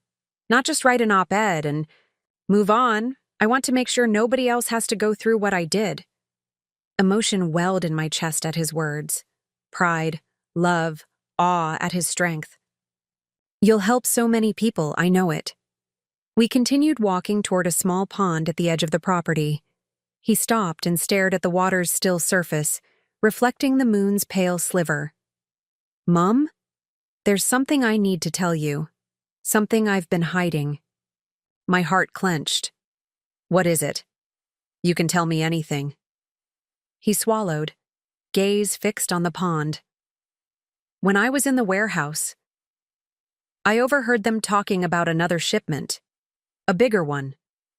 They plan to expand. I think Jackson and Lee aren't just local. They're part of a larger network." My breath hitched. "Are you sure?" He nodded, eyes shadowed. "I heard the tall guy mention names I didn't recognize. Some from Birmingham, Newcastle, even Manchester. They're bigger than we thought. They might come after us again, or target someone else. My chest tightened with dread. We believed we dismantled their ring. He shook his head, eyes glinting with resolve. It's not over. They're regrouping. We need to be ready. We can't let this continue. I exhaled slowly, absorbing his words. Fear pricked at my spine, but beneath it, a new determination rose. We had beaten them once. We could do it again. Perhaps it was time to take our fight beyond the local precincts. I reached out and clasped his hand. Then we'll do just that. Together. Always together. We won't let them win. He squeezed my hand, relief flickering in his eyes. I love you, Mum. Thank you. I smiled, tears shining. I love you too, my son. Always. We stood by the pond, the moon reflecting on the water, a silent promise of the battles ahead. The night was quiet, but the path before us was fraught with danger. Yet, we were no longer the fragile people we once were. We had faced the darkest of nights and emerged with our spirit unbroken, and as our reflections danced on the water, I realized that our story was far from finished. This story took us a long time. If you like it, subscribe. Now, back to the story. The next morning, the sun rose bright and unrelenting, casting a warm glow across the cottage's garden. I woke to find Daniel already up, carefully stretching his back. He wore comfortable clothes, sweatpants, and a t-shirt, but his eyes were sharper, more focused. "Morning, Mum," he said, offering a brief smile. I poured hot tea into 2 mugs and carried them out to the table on the porch. "Sit, eat breakfast. You need your strength." He settled into a chair, taking a mug. "Thanks, I had a dream last night, about the warehouse, about me chained to that chair. I felt so helpless. But then I saw you, fighting, refusing to give up. And I realized, you never will. I felt tears well. I'd fight the entire world for you." He bowed his head, silent for a moment, then looked up. "Mom, I've been researching that bigger ring. They use legitimate businesses as fronts, real estate, tech startups, even some charities. They launder money through them. That means they have reach, influence. We can't just rely on local police. We might need to go national, get the FBI involved, maybe Interpol."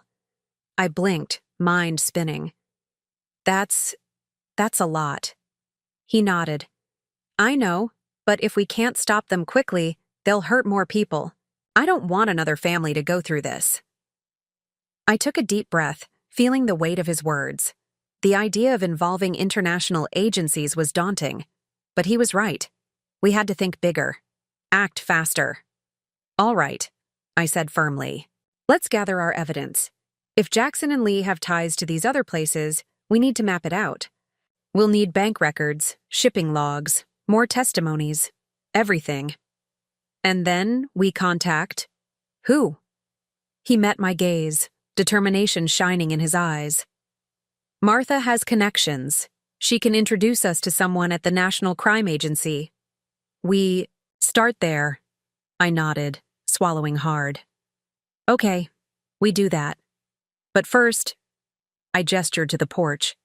"First, let's have breakfast. There's coffee and some toast. We need the energy. Today is the beginning of our next battle." He smiled, a genuine warmth lighting his face. "Breakfast sounds perfect. Thanks, Mum." We ate in companionable silence, the morning bird song drifting on the breeze. The world outside was unaware of the storm brewing in our hearts, but we were ready. Today, we would expand our fight. Today, we would ensure that Jackson and Lee's influence could not survive. As I sipped my tea and watched my son take his first bites of breakfast, I felt a fierce pride and love. He had been broken, beaten down, but he'd risen stronger, more determined than ever. I realized that no matter what lay ahead, we had already won the most important victory. We had each other's unwavering love and trust. With that strength, we would face whatever came next. Together, unbreakable. The morning sun filtered through the high courtroom windows, casting long geometric patterns across the worn wooden benches of the Old Bailey. The air was thick with tension and the low murmur of spectators swapping whispers. I sat beside Daniel, hands clasped so tightly that my knuckles were white. He wore a dark navy suit that he had borrowed from Martha's closet, just a touch too large in the shoulders, but tailored enough at the waist to appear almost perfect. His tie, a subdued pattern of grays and blues, matched the solemnity of the day. The defense and prosecution teams occupied their respective tables at the front.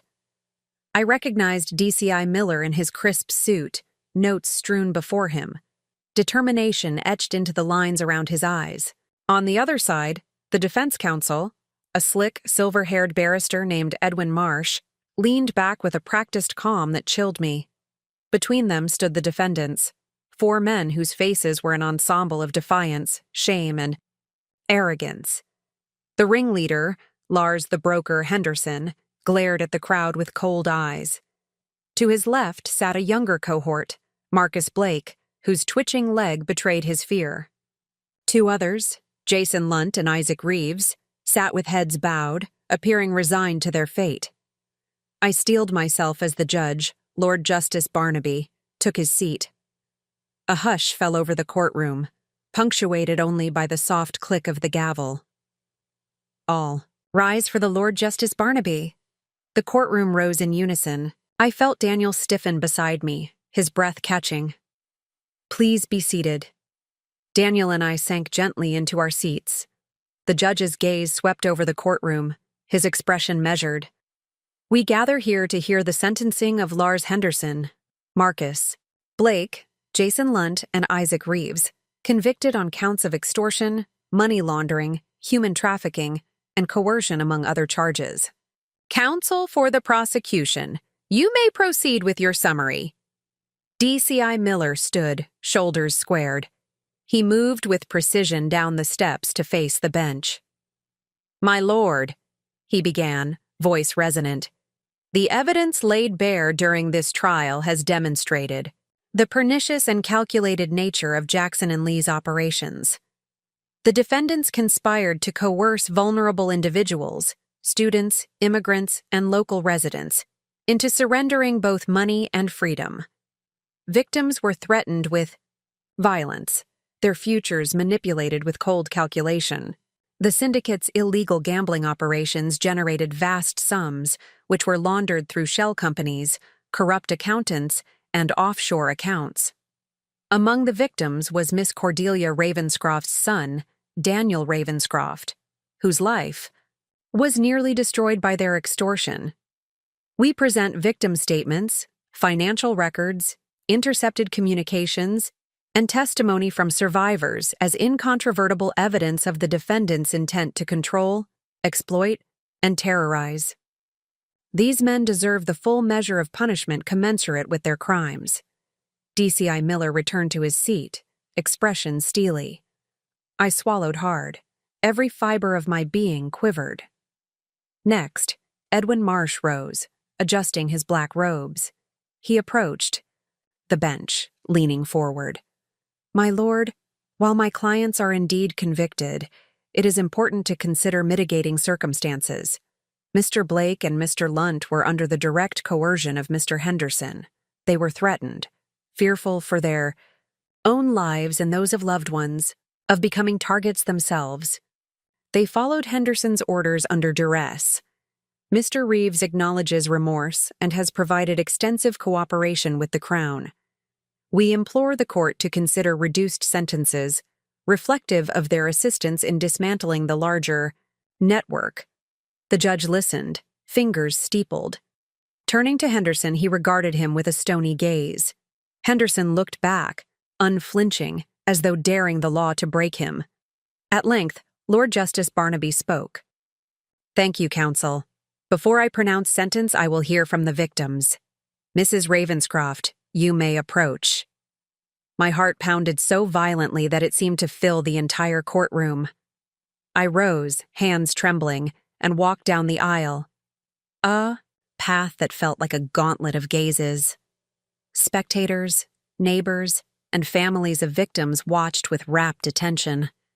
I reached the center, standing before the bench, and stared up at the judge's bronze-gilded frame. "Lord Justice Barnaby," I began, voice quivering. "Your lordship, I am grateful for the justice rendered thus far. But these men, Henderson and his associates, did not just extort money. They took my son's innocence, my son's pride, and for months they forced us into a prison of fear that nearly destroyed us. My son's dreams of becoming a journalist, his very definition of self, was twisted and battered. They tried to break his spirit, to drive him away from everything he cherished. They threatened his life, my life, and countless others." I paused, collecting myself as a tear slipped down my cheek. Henderson's cold stare met mine, but I refused to falter. "We have shown mercy by sparing no detail of their crimes. But mercy alone cannot heal the scars, nor can it deter every future predator who might see an opportunity in fear. I ask that the court impose the maximum sentence allowed, to reflect the gravity of their actions, to stand as a warning to those who would prey on the vulnerable. No sentence is too harsh when a life is at stake, when a family's world is ripped apart. I thank your lordship for your time." I returned to my seat, heart hammering, as Daniel's hand found mine. He squeezed gently, pride and love shining in his eyes. Marcus Blake took the next stand, tears streaming down his face. "Your lordship, I am deeply sorry for my part in these crimes. I was threatened." He glanced at Henderson, who glared back. "If I didn't do as he said, he threatened to kill me, to kill my sister." I tried to resist, but fear gripped me, and I hate that it led me to this. I accept whatever sentence your lordship deems fit. Next, Jason Lunt stepped up, voice shaking. "I know I did terrible things. I was so scared I'd lose everything. I was wrong to hurt people. I pray for forgiveness, and I will cooperate fully to make things right." Isaac Reeves followed, contrite. "I was a small part of this, but I am complicit in my silence. I regret the pain I've caused. I will do whatever I can to help the victims and to atone for my part." Finally, Henderson rose. His expression was unreadable, but as he spoke, I saw the brittle edges of someone who had woven lies too long. "Your lordship, He cleared his throat, voice low. "I have lived a life driven by greed. I believed I was invincible. I believed I deserved power and respect. I was wrong. I took advantage of people's trust. I manipulated their lives. For that, I am deeply sorry." He looked toward his cohorts. "I've asked them to come forward honestly, to speak truth. I accept whatever punishment the court finds just." A murmur rippled through the courtroom as Henderson's stoic facade cracked into something that resembled shame. Lord Justice Barnaby raised his hand, commanding silence.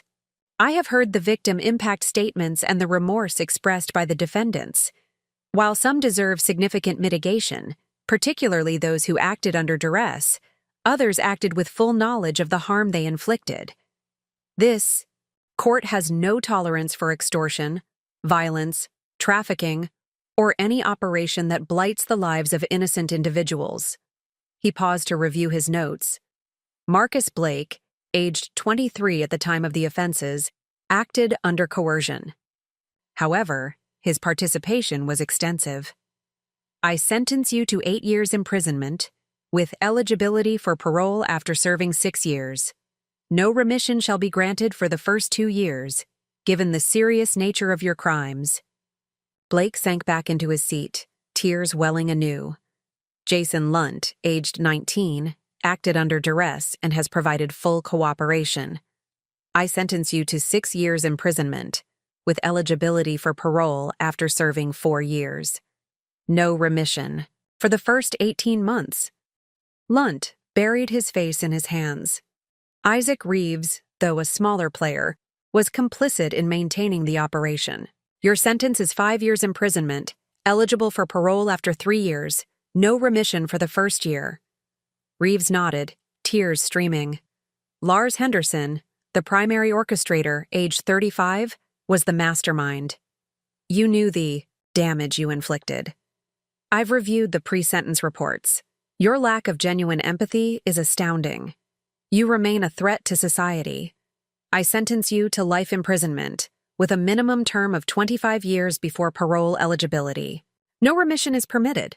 If you attempt to escape or organize further criminal enterprises from within, you will never be released. Gasps echoed through the courtroom as Henderson's eyes widened, the gravity of a life sentence settling upon him. He looked sharply at Blake, Lunt, and Reeves, perhaps recognizing the ruin they too faced. I closed my eyes momentarily, tears falling freely. Daniel's hand tightened around mine, offering silent comfort. Lord Justice Barnaby banged the gavel, each strike resonating, like an echo of finality. This court is adjourned. As the spectators rose, murmurs swept through the gallery. I breathed deeply, letting the heavy words of the judge sink in. Justice had been served. But the shadow of loss still lingered. Lives had been shattered, futures forever altered. Daniel and I rose, rising above the tumult of clacking heels and crumpled papers. Outside the courtroom, flashes of cameras awaited, reporters jockeying for space to catch our reactions. DCI Miller stood stoically, clipboard in hand, as a wave of worn-out officers filed past. I turned to Daniel, meeting his eyes through the press scrum. He looked tired but resolute. I wrapped an arm around his shoulder, pulling him close. You, okay? I murmured. He nodded, voice soft. I think so. I can't believe it's over. I kissed the top of his head. It's over, but our journey is just beginning. Miller approached us, offering a tired smile. Congratulations. You've been brave. I nodded, glancing at Daniel. Thank you. We couldn't have done this without you? He shook his head. No, you both did it. We did it together. We descended the courthouse steps, the afternoon sun blinding after the dimness of the courtroom. The air felt crisp, the world somehow brighter without the looming threat of Jackson and Lee. Spectators and journalists lingered, but I was acutely aware that our private moment had become public. Daniel's face was a canvas of conflicting emotions, relief, sorrow, lingering fear. Let's go home, I whispered, voice thick. He nodded, and we made our way to the waiting car. As the doors closed behind us, the engine hummed to life, and the city's noise receded. We drove through London's winding streets in silence. The only other passenger was DCI Miller in the back seat, reviewing his notes. Where to now? I asked him quietly from the front seat. He glanced in the rearview mirror. Home. Rest. You both deserve peace, but be ready. There will be media inquiries, victim support requests, counseling sessions. You'll have plenty of support. I nodded. We'll face it together. Right, Daniel? Daniel turned to Miller in the back. Thank you, sir, for everything. Miller smiled. You're welcome. Stay safe. As the car turned onto the highway heading north, I looked out the window at the familiar skyline dissolving into distant silhouettes. London's edges blurred, replaced by rolling fields and villages. My mind replayed the morning's events. The judge's gavel, Henderson's downcast stare, the tears of remorse from Blake, Lunt, and Reeves, the faces of the victims, Jason, the teenagers, countless others, would haunt me. But in my chest, I felt a surge of hope that new beginnings were possible. When we finally reached Ridgemore, the cottage stood silent against the moors, 2 police, vehicles idling at its corners, sentinels of protection. The guards nodded respectfully as we approached. DCI Miller stepped out, clapping his hands once to call their attention. Remain vigilant. but no one moves unless I say so," he addressed. The security team then turned to us. "I'll check in later this evening. You two get inside, safe and sound." "Thank you, DCI Miller," I said earnestly. He nodded, tipping his head before returning to his car. The engines revved and disappeared down the lane. For the first time in weeks, the cottage was ours alone, peaceful, silent. Inside, I locked the door and exhaled, the metal latch sliding into place with a satisfying click. I turned to Daniel, who stared at the fireplace, where the last embers of a recent fire had faded to gray ash. "It's finally over," he whispered. I crossed the room and sat beside him on the hearth's edge. The cottage, with its simple furnishings and sturdy walls, felt like a haven after the turmoil. The moors beckoned through the windows, and the gentle breeze carried the scent of heather. "It is over," I agreed, pulling him into a hug. He rested, his head against my shoulder, the weight of his journey evident in his trembling breath. "I never thought we'd see this day." I stroked his hair, tears brimming in my eyes. "Yes, my love. We did not just survive, we prevailed.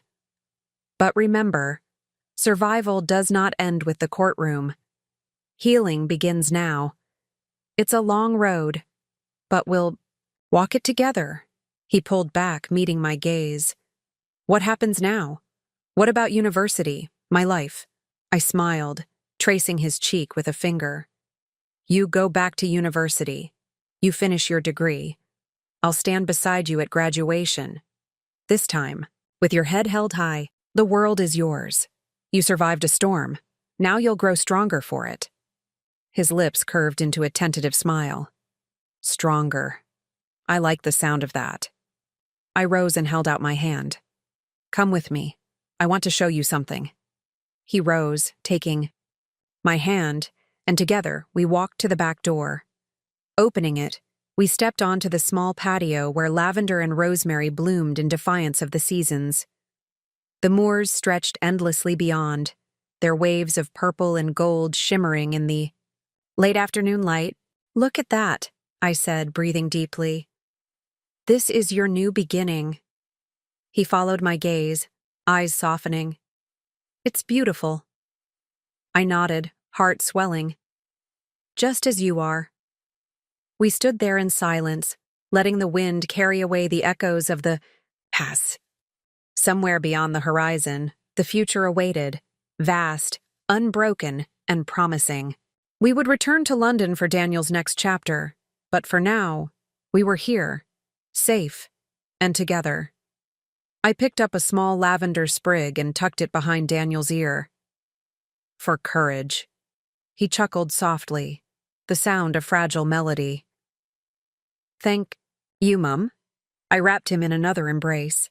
"Always, my dear boy, always." As the sun dipped below the distant hills, casting long shadows across the moors, I felt a profound peace settle over me. We had faced our worst fears, and we had triumphed. The road ahead was uncertain, winding through challenges we could not yet imagine. But we would walk it side by side. And so, with hope in our hearts and the moors whispering their timeless promise, we stepped inside, closing the door on Jackson and Lee's darkness forever. As night fell outside, I whispered a silent vow. To cherish every sunrise, to honor every moment, and to live boldly in the freedom we had fought so hard to reclaim. Tomorrow would bring new steps, new challenges. But tonight, I allowed myself to savor victory. In the quiet, I carried my son back to the hearth, where a single ember still glowed, a reminder that even in the deepest darkness, a spark of hope remains.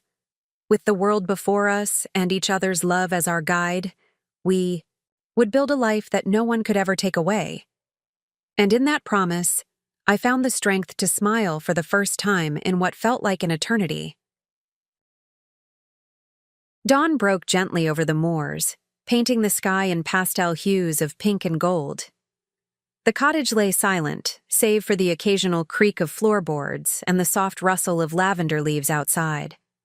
I stirred from sleep, the memory of yesterday's victory still fresh in my mind. Slowly, I rose from the small bed, careful not to wake Daniel, and slipped into the living room. The fire pit in the hearth was cold now, its embers reduced to gray ash. I knelt beside it, raking through to ensure no hot spot remained, mindful of the cottage's safety protocols. A single camera sentinel blinked red near the ceiling, a reminder that we remained under watch. But with Jackson and Lee's network dismantled, and the trial behind us, the oppressive weight of fear had lifted. I moved to the kitchen, where the kettle waited on the small stove. I filled it with water, set it to boil, and opened a window for fresh air. The scent of dew-wet grass and wild heather drifted in. My stomach fluttered at the thought of the day ahead. Daniel's return to St. Edmund's University after weeks of absence, and for me, the return to a life I'd nearly forgotten. The world beyond these walls felt different now, full of possibility instead of threats. The kettle hissed as it reached boiling point, and I poured hot water into a mug, steeping a blend of chamomile tea. I cradled the warm cup, letting its gentle heat seep into my hands. Thoughts of our journey wove through my mind, the dread that once shrank us into an unbreakable silence, the frantic scramble for safety, the courtroom's intensity, the moment of Henderson's sentencing. Those days had been a crucible that forged Daniel and me anew. "Mom?" I turned to see Daniel at the doorway, hair tousled, wearing a soft gray sweater and worn-in jeans. He held a cup of coffee, eyes bright despite the faint bags beneath them. "Morning," I whispered. He approached, offering the coffee. "Thought you might like this. They said you prefer tea, but I figured you might need it today." I accepted gratefully, inhaling the rich aroma. "Thank you, darling." He sank onto a cushion by the hearth, lifting his coffee to warm his hands. "I slept well," I smiled, joining him. "So did I. It's a good sign." He took a sip, glancing at the window. "It's some morning. I can't believe it's over." Reached out, brushing a lock of hair from his forehead. "Yes, it is. But my love for you, that never ends." His lips curved into a gentle smile. "I know. Thank you for never giving up on me." I felt a lump in my throat, emotion coursing through me. "I'll always fight for you. Always. Now, today is about returning to your world, to your life. How are you feeling about going back to campus?" He exhaled, eyes drifting to the floor. "Nervous, but also excited.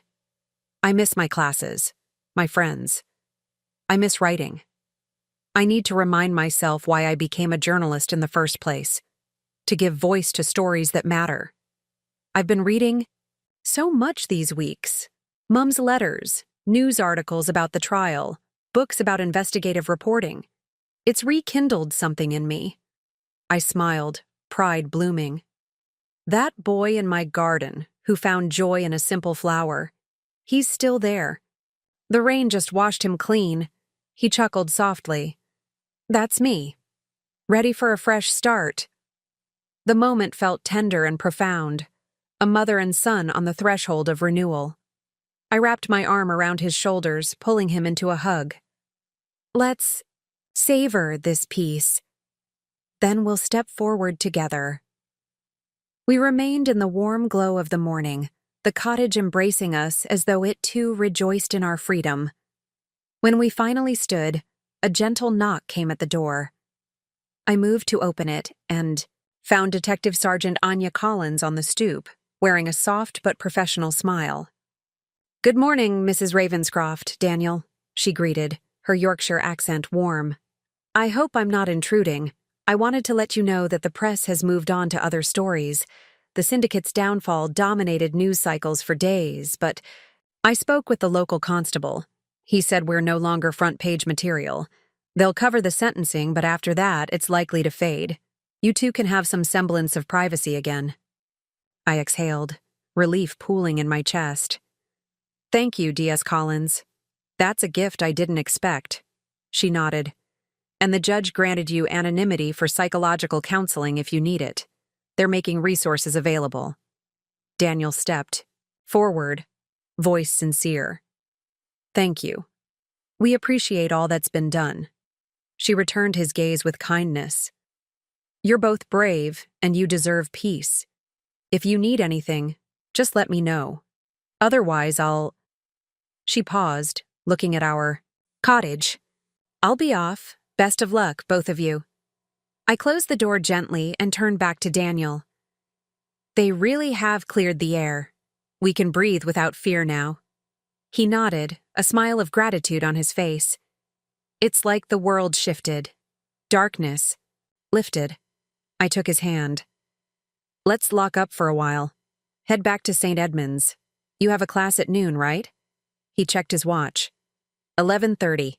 That gives me an hour to pack. I exhaled. Let's get you ready. I'll drive you halfway.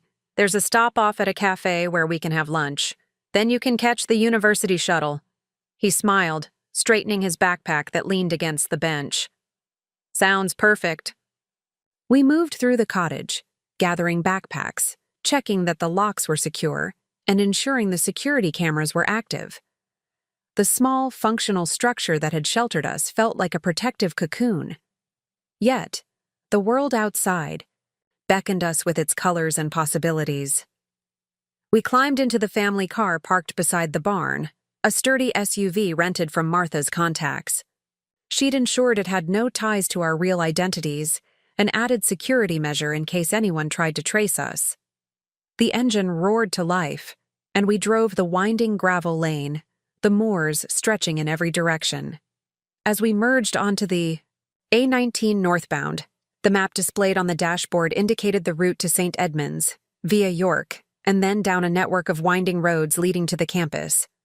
I noted familiar landmarks: the ancient stone bridge near Goole, the clock tower of York City Centre, and then the lush, tree-lined approach to London.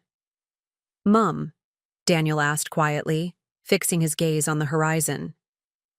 After I settle in, what will you do? I considered his question, heart warmed by his concern. I think I'll return to my community, reconnect with friends in Manchester, maybe start volunteering at that local library, help run the reading club. And I want to focus on my garden again, plant wildflowers, share them with neighbors. I want to live simply, intentionally. I might even write my own story someday, reflect on everything we've been through. His expression brightened. I'd love to read that. I chuckled softly. You're my harshest critic. But yes, I'd like to share it. Maybe it can help others. Find courage. He nodded, pride shining in his eyes. That's what storytelling is for. I smiled, squeezing his hand. Exactly. And you? What's your plan? He exhaled, gaze drifting to the passenger window. Finish my degree, graduate with honors, then get my own TV studio or work for a major news outlet, produce documentaries that shed light on social issues, exposés that give people a platform. I want to be the kind of journalist who stands for the truth, holds power accountable. And I know what darkness can do, so I want to find the light. My heart swelled. You will. I believe in you. A tremor of emotion made him look away. Voice soft. I couldn't have come this far without you. You saved me. You saved us. I smiled, eyes misting. That's what mothers do. We crossed into the outskirts of York, the ancient city walls visible through the morning haze. The streets bustled with students on bicycles, tourists snapping photos, and shopkeepers opening their storefronts. The world thrummed with life. Pulled into a small parking lot in front of a cafe called the Quill and Cup, a cozy spot I used to visit with a friend when Daniel was a toddler. Its stone facade was covered in ivy, and a chalkboard sign outside advertised fresh pastries and coffee. I parked, and we stepped out, breathing in the aroma of ground beans and warm bread. "You go in, pick a table," I said, offering him a reassuring smile. "I'll grab lunch to go." He nodded, slipping inside as I walked toward the entrance. The bell above the door tinkled, and I caught sight of Daniel settling at a corner table, books and papers strewn before him. He looked up, waving with a tentative smile. I stepped to the counter, ordering a ham and cheese croissant, a side salad, and a pot of tea. The barista, a kind-faced woman with auburn hair, recognized me from past visits. "Good morning," she greeted warmly. "It's been a while." I smiled wearily. "Yes, it has. Just moved back for a bit. You wouldn't happen to have any fresh pastries?" "Left?" She nodded, retrieving a tray of buttery croissants and tarts. "We just took these out of the oven. They're perfect." I handed over a few notes and collected my order in brown paper bags. As I turned to leave, I saw her glance at me, curiosity sparking. "Everything all right? You look like you've been through a lot." I offered a gentle smile. "I have. But I'm okay. My son and we're reclaiming our lives. Thanks for asking." She nodded sympathetically. "Well, welcome back. I'll put your usual tea on the house." Tears pricked my eyes. Kindness felt like a balm. I thanked her and made my way to Daniel's table. He looked up again, eyes bright. "Got your order?" he asked. I set the brown bags on the table and poured us tea. "Everything you need to fuel a hungry student." He chuckled, picking up a pastry. "My hero." I smiled, taking a bite of the croissant. Flaky.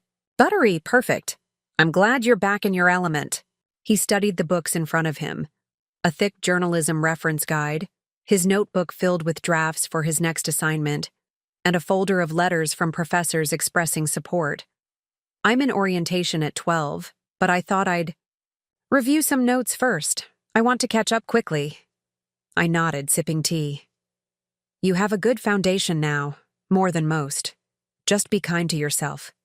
He exhaled, determination flickering in his gaze. "I will." We finished our meal in comfortable silence, the cafe's warm light and the hushed hum of conversations providing a soothing backdrop. When Daniel glanced at his watch, I stood and gathered the bags. "Time to go?" I asked. He nodded, packing his books into his backpack. "Let's do it." We left the cafe, stepping into the busy street. Bicycles whizzed by, pedestrians bustled along sidewalks, and the city's pulse thrummed around us.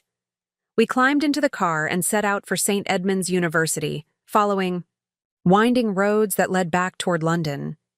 The journey felt symbolic, returning to where his life was nearly stolen, now heading back to claim it fully. Daniel stared out at the passing fields, a small smile playing at his lips. "Look at that," he whispered as we passed a field of sunflowers, their heads turned toward the sun. "I never noticed how beautiful it is." I smiled, nodding. "It's all there, waiting for you to see it." As we neared the university gates, the grandeur of the stone buildings and manicured lawns came into view. Students strolled between classes, clusters of friends chatting on benches. A sense of normalcy enveloped us, a sharp contrast to the darkness we had endured. We pulled into a small parking area near the student center. I turned off the engine, and we sat in the silent car for a moment, gathering strength. "All set?" I asked. He looked at me, vulnerability and resilience mingling in his eyes. "Yeah, I think I am." I reached across the console and squeezed his hand. "I'll be right here, just a coffee away. If you need anything at all, just text me. Understood?" He nodded, taking a deep breath. "Understood. Thank you, Mom, for everything." I touched his cheek gently. "You're welcome. Now go. Show them who you are." He opened the door, paused, and leaned in for a hug. I closed my eyes, holding him tightly, memorizing the shape of his shoulders, the scent of his hair, the steady beat of his heart. "I love you," I whispered. I love you too, he replied, voice thick. He stepped out, backpack slung over one shoulder, and walked toward the student center. I watched until he disappeared into the throng of students, pride and hope swelling in my chest. I exhaled, turned the key, and backed the car out of the lot. As I drove away, I spotted him seated on a bench. By the old fountain, stone pillars rising behind him, a canopy of ivy above. He opened his notebook, pen moving across the page, notes, reflections, dreams taking shape. My eyes brimmed with tears of relief. The weight of fear had been lifted. My son's world had expanded again. Open skies, endless stories, and a future he now owned. I found a small cafe on the edge of the campus, the Quill and Cup's little sister cafe, and parked. Inside, I ordered tea and a scone, then settled at a corner table where I could watch the students pass. The university staff bustled by, preparing for classes. The energy was invigorating, a tapestry of possibilities. I pulled out my phone and typed a message to Martha. He's back. He looks happy. We made it, Martha. Thank you for your unwavering support. Within moments, her reply popped up. My hero, you both did it. Enjoy this moment. You've earned it. Always here for you. I smiled, gratitude overflowing. I tucked my phone away and allowed myself to simply be, to breathe in this new reality. The hours passed as I watched, silently cheering as students greeted each other with laughter and familiarity. I thought of the boy who had once sat staring at his phone in a cramped coffee shop in London, gripped by fear. That boy had transformed into this young man, strong, resilient, and ready to embrace life's next chapter. Eventually, I felt a gentle nudge at my side. I looked up to see Daniel standing, backpack on, eyes bright. You okay, Mum?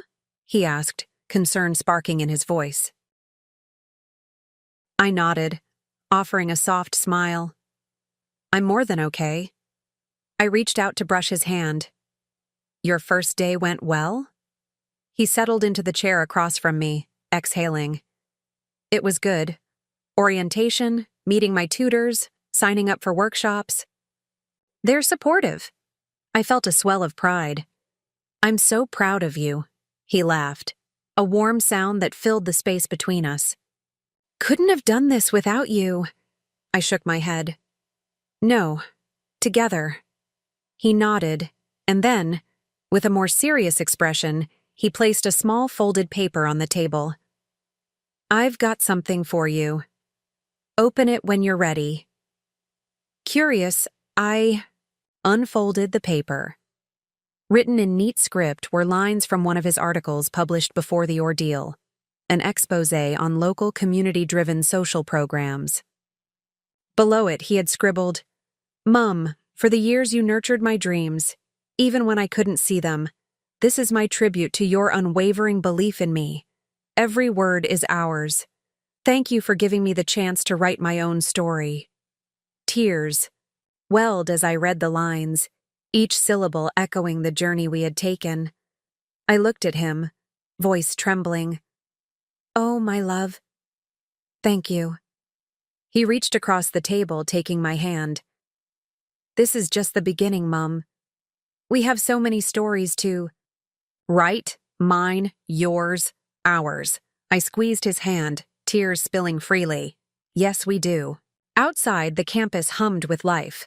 Students passing between lectures, friends bursting out in familiar laughter, the hope of tomorrow dancing in every conversation.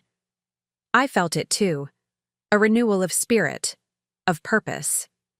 Life had tested us, sought to break us, but in the crucible of fear and uncertainty, we had found our true strength, our love, our bond, and our shared resolve to face the world with honesty and courage. Now, as the world opened its arms to us, we would step forward, pen in hand, hearts unwavering, ready to craft the chapters of our new lives. And so, on that sunlit afternoon, with the promise of fresh beginnings swirling around us, we embraced, The future's waiting just beyond the horizon, knowing that whatever storms might come, we would weather them together.